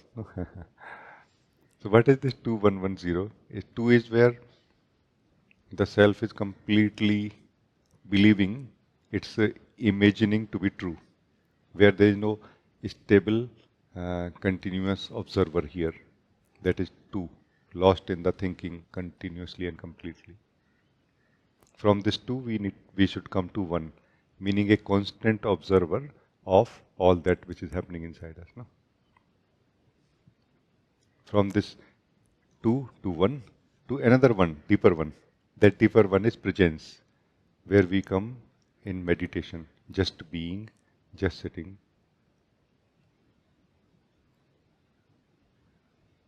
We are not observing. Meditation is not observing. Meditation is not being aware of anything at all. Absolutely not. Let's be clear about it.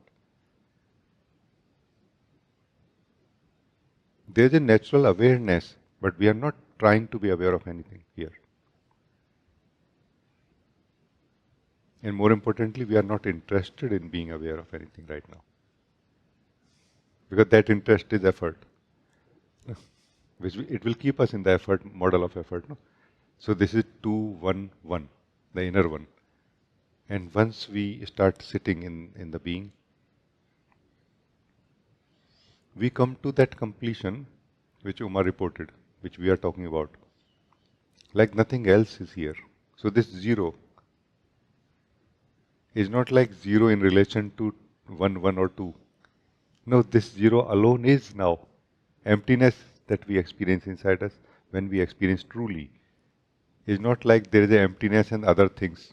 No, there is only emptiness, nothing else. There is nothing else. This emptiness is the self, out of which things are, it creates things. It creates a one, I am. No, the first thing it creates is one, I am. Now let's do the opposite, opposite outward journey from the self. From 0 to 1 to 1 to 2. No? So the 0, the complete, perfect oneself creates a I am.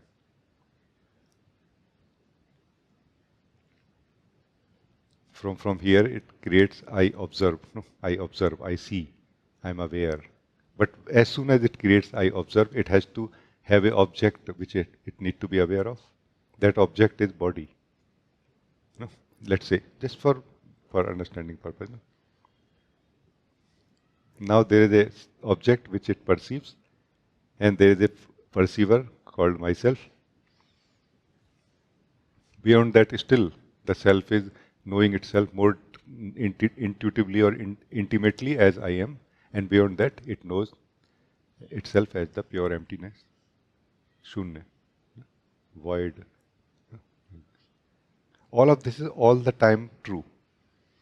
That's why anybody can wake up any moment. That's why awakening is possible suddenly in this way. No? Because the complete truth is present all the time. No? It depends on us. No?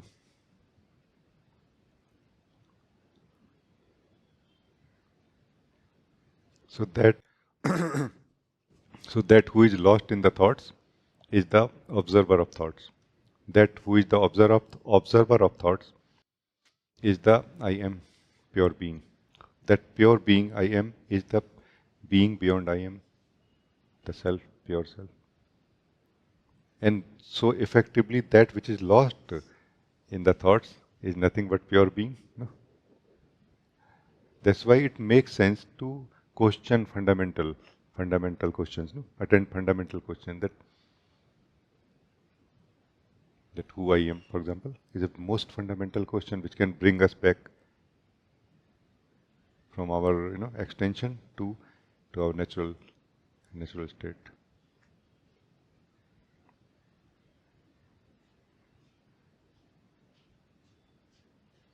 have we not noticed that when we truly come to the state of observer, there is very less left there to be observed. The more truly we are staying in the state of observer, the less things are there to be observed. Because the same power which forms the perceived is playing as the perceiver right now. No? If we absolutely stay as the perceiver, there is nothing there to be perceived. It's just empty perceiving. And then we feel shocked, even for one moment. What I'm looking at, there is nothing there.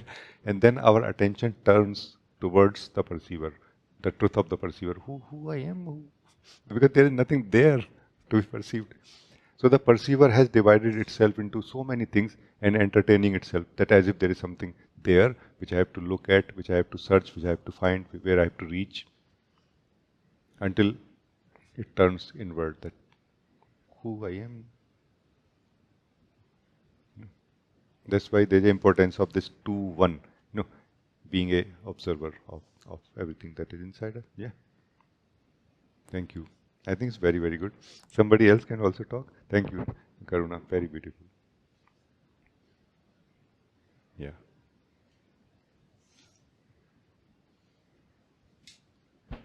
Namaste ji. Ji, when you talked with Prachi, I wanted to clarify something. So when you talked with Prachi, you said undivided being is the decisions, when they make the decision, when the undivided being make the decision, then it's like can be like followed. And I wanted to check this model 2110, where 2 and 1, this is the first one from 2. This also a place where the decision makes, and then this decision can stay or not. Oh yes, it can. Actually, there are two places which are all both connected to one only. Like the outer one in this 2110 or the inner one. Both places are the places of decision, or where we have possibility of choice. Choice to be understood, because decision is not really something else but a choice, choice made. Choice is also made in the state of 2, but their choice is made based on the options available. Like there are, there is a shopper who decides based what they want to buy based on what is available. Mostly like this. But there are some shoppers who decide first at home what they want to buy, or what all basic things they want in it, and then they go in the market to check the options. In our group also there are this kind of. So these shoppers are in the 1 position, in this 2-1. The other ones are in the 2 position, like it is more important to check where is the sale and what options are available. Even if I don't need it, let me buy it because it is on sale. That is the state of the mind or consciousness where we care about what is happening inside my mind right now more importantly than whether I need really anything from it or not. That's where mind is able to deceive us. Mind is not deceiving us purposely or like there is somebody deceiving us. Mind is simply not deceiving anybody. But we are deceived by the mind. Mind is not trying to mind is not trying to delude any one of us. Mind is an illusion. It has a possibility of being deluded when we are not rooted or when we are not enough undivided. The more we are divided, the more the illusion of mind can create delusion inside. We get deluded, we get hypnotized. Mind flow is not trying to do anything to anyone. Absolutely not. It's just there. Like in Zen, they say that let your thoughts come, let them come, let them go. Just don't serve them tea. They say like this. What it means is that don't do anything with them. So this is the state of the 2-1 observer up to some degree.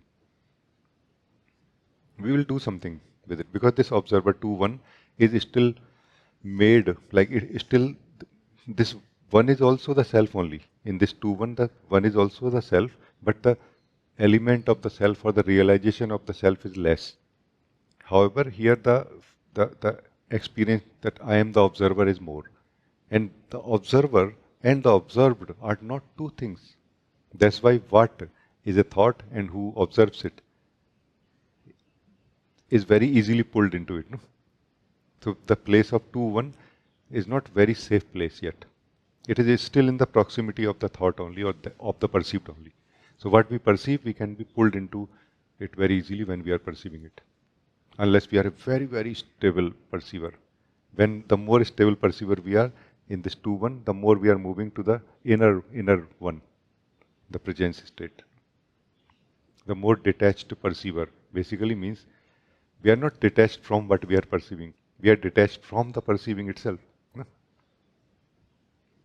Like we are detached from the interest to perceive. No? Like this. And when we are detached from the interest to perceive, that is where we are living as the being presence. No? In this 2-1-1 position now. Presence. Is this clear? Ji, can I check something more also? Like contemplation, it helps in the 2-1 position or 2-1-1 position? In 2-1-1 there is no contemplation. In 2-1-1, in the inner one there is only meditation. Contemplation plays only a role in the 2 or 2-1, outer one, where we have attachments and confusions. What are the confusions? Confusions are basically based on unawareness. Contemplation brings more awareness. If you find any other way to be more aware of what you are doing and why, like what we are doing right now and why, that is called contemplation. Basically bringing in more light of awareness. That's all. What method is less important. But the result has to be more conscious. Like do the same thing, but be more conscious when doing the same thing called thinking. I got lost in something. Allow yourself to be lost in it, but be more conscious. That's the point.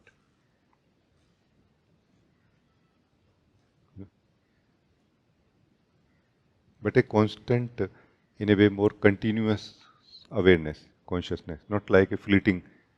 That fleeting awareness is just a thought happening in between. No? That, oh, I am aware of my thoughts.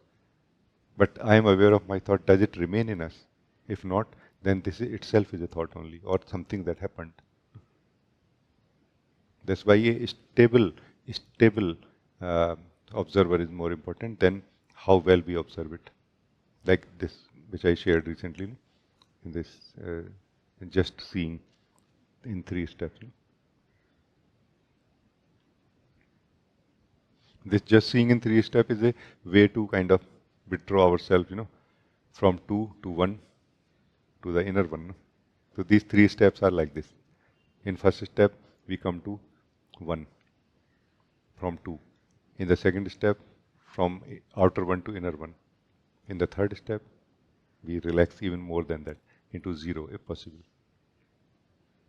So that is a method also, not just the framework I am sharing, but also a method given, directly mapped to that understanding.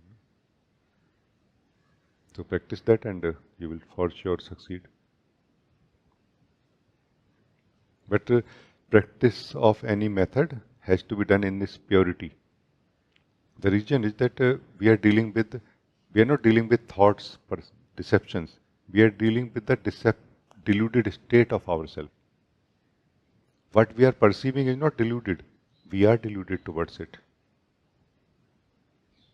Our thoughts are not confused about who we are, or whether we are perceiving or we are just being. No, we are confused about it. That's why purity of practice is essential whenever we do any important practice. Like not adding anything to it now, because there are all chances that we are going to distort that practice, or we are not going to continue it for the same reason.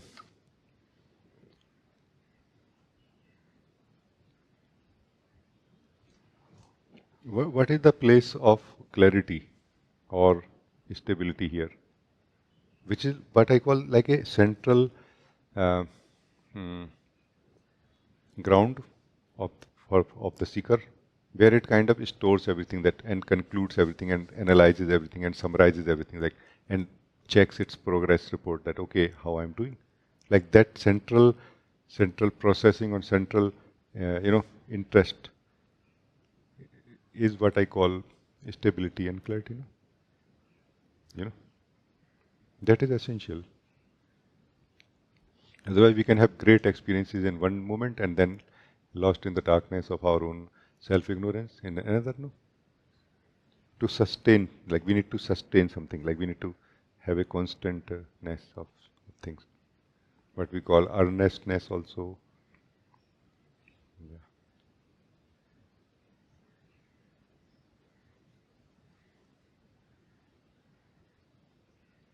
So we are clear.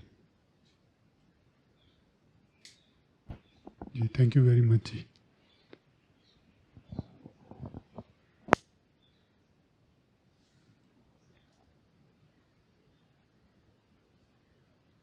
Deva, you wrote, much gratitude, Rajee. Ah, thank you.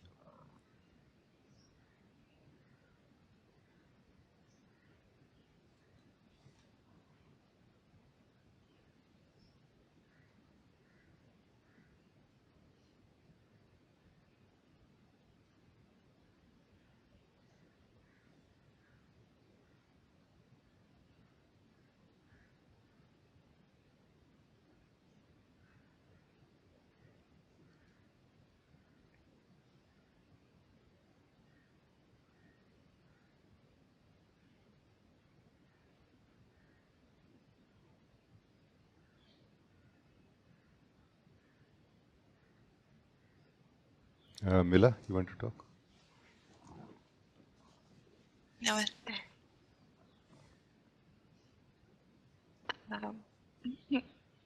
Just wanted to share that after your sharing with the Karuna, what you shared with him, everything has become just so much clean. Like I could see everything as it is, very beautifully. And when you ask that check, do you know who you are, or you don't know who you are, or you know a little bit or something? I was questioning to myself this, but after I asked this question, immediately another question had come that, but who is asking this? Like, who is this who is asking, do I know myself or I don't know myself? And it was such a confusion, like this is very strange that who is asking and who will reply on this question is not clear for me, which is very strange.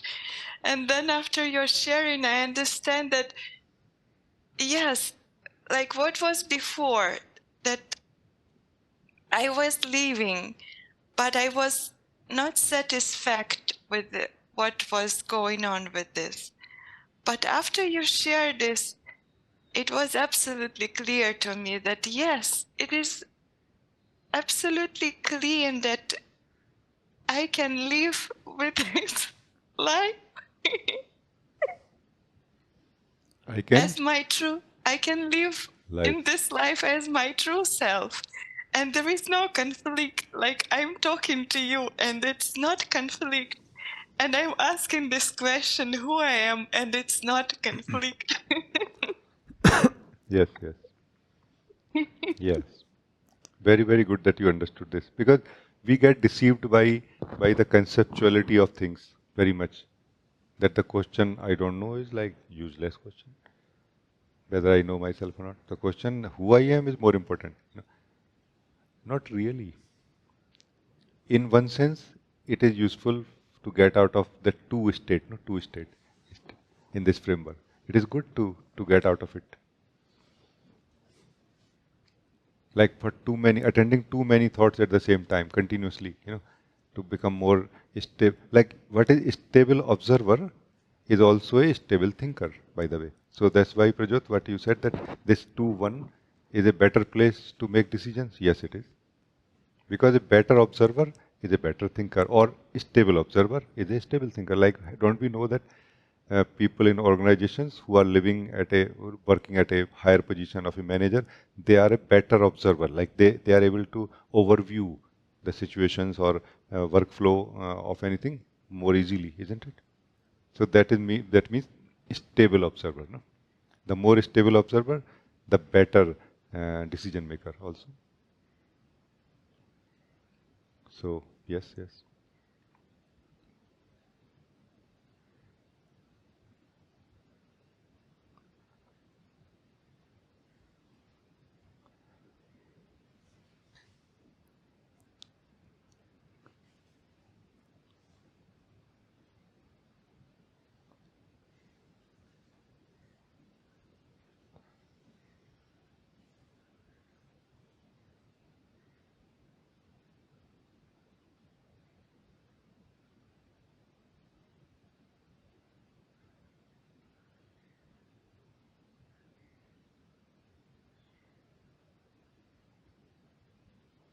All that which we discussed today actually is uh, is coming to the same central truth, no?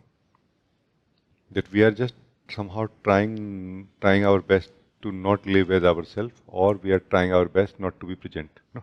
As you said, like we are trying to go somewhere, we are trying to not be here. No? That a dream of the soul, or that seeking of the soul, that journey of the soul is going on like this internally, no? In the mind only.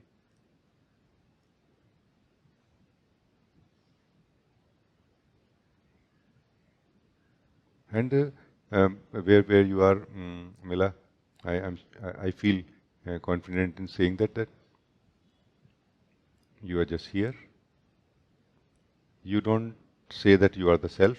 You don't say that you are the ego. You don't say that you are the presence. You don't say that you are the observer or awareness or witness or anything. You just say I am, and you truly know that I am. It's not about saying, it's about being and knowing, no? And then from here, you think about something. While you will be thinking about something for the practical life, you will be knowing also without effort what is thinking. This effortless observation is also the wisdom. This effortless awareness is also the wisdom of the self, no? Which knows also what it observes immediately, effortlessly also, no? So while you will be nicely thinking, not that you literally thinking yourself, but allowing or inspiring the mind to think about something in the life, you will be knowing what is thinking also.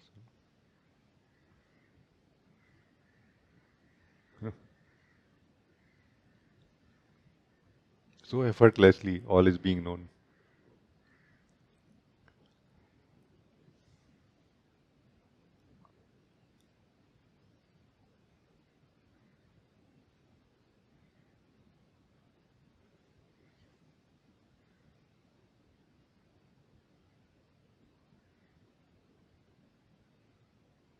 And you got it very correctly that this is not the question that it's not about asking the question who I am. The thing is that who is going to answer? We have reached to the highest potential of this self-inquiry, no? Who I am. Because this is what we come to when we come to the fullness and completion of this self-inquiry, that who is really going to answer? I am asking question. I am going to answer that why I need to ask the question in the first place. Why I cannot just be myself? No. This is where the question who I am drops. No, not really. Actually, the mind drops, or we drop out of the model of mind. Like we are living in a model of mind, like we are hypnotized that I have to think to know anything and everything. We drop out of that model actually into the model of being and knowing. Directly. The quest still remains. Question drops. Question I am, who I am drops, but the quest remains, what I call wonder. Wonder. But it's not searching for anything. It's not delaying living of life, what is present right now. No, eternally it is just going on by itself, joyfully. It's like a joyful light of being growing, no? And knowing. No? while enjoying everything that is happening in the moment. Totally. So there is no divisions anymore that I am living life right now or I am knowing myself right now. No, all of this is one thing now. You know.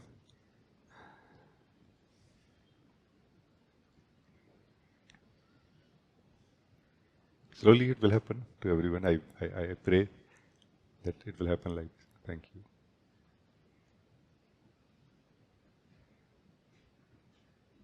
I tried my best to define, or in a way to put it in a context of even the framework of 2110 also, and what is meditation here, and what is sadhana, what is satsang, what is contemplation, pure thinking, clear thinking, and all of what is the importance of stability and clarity, like this. I tried my best. I hope it will help all of you. Very, very nice to meet all of you. Thank you for joining this meeting. Thank you.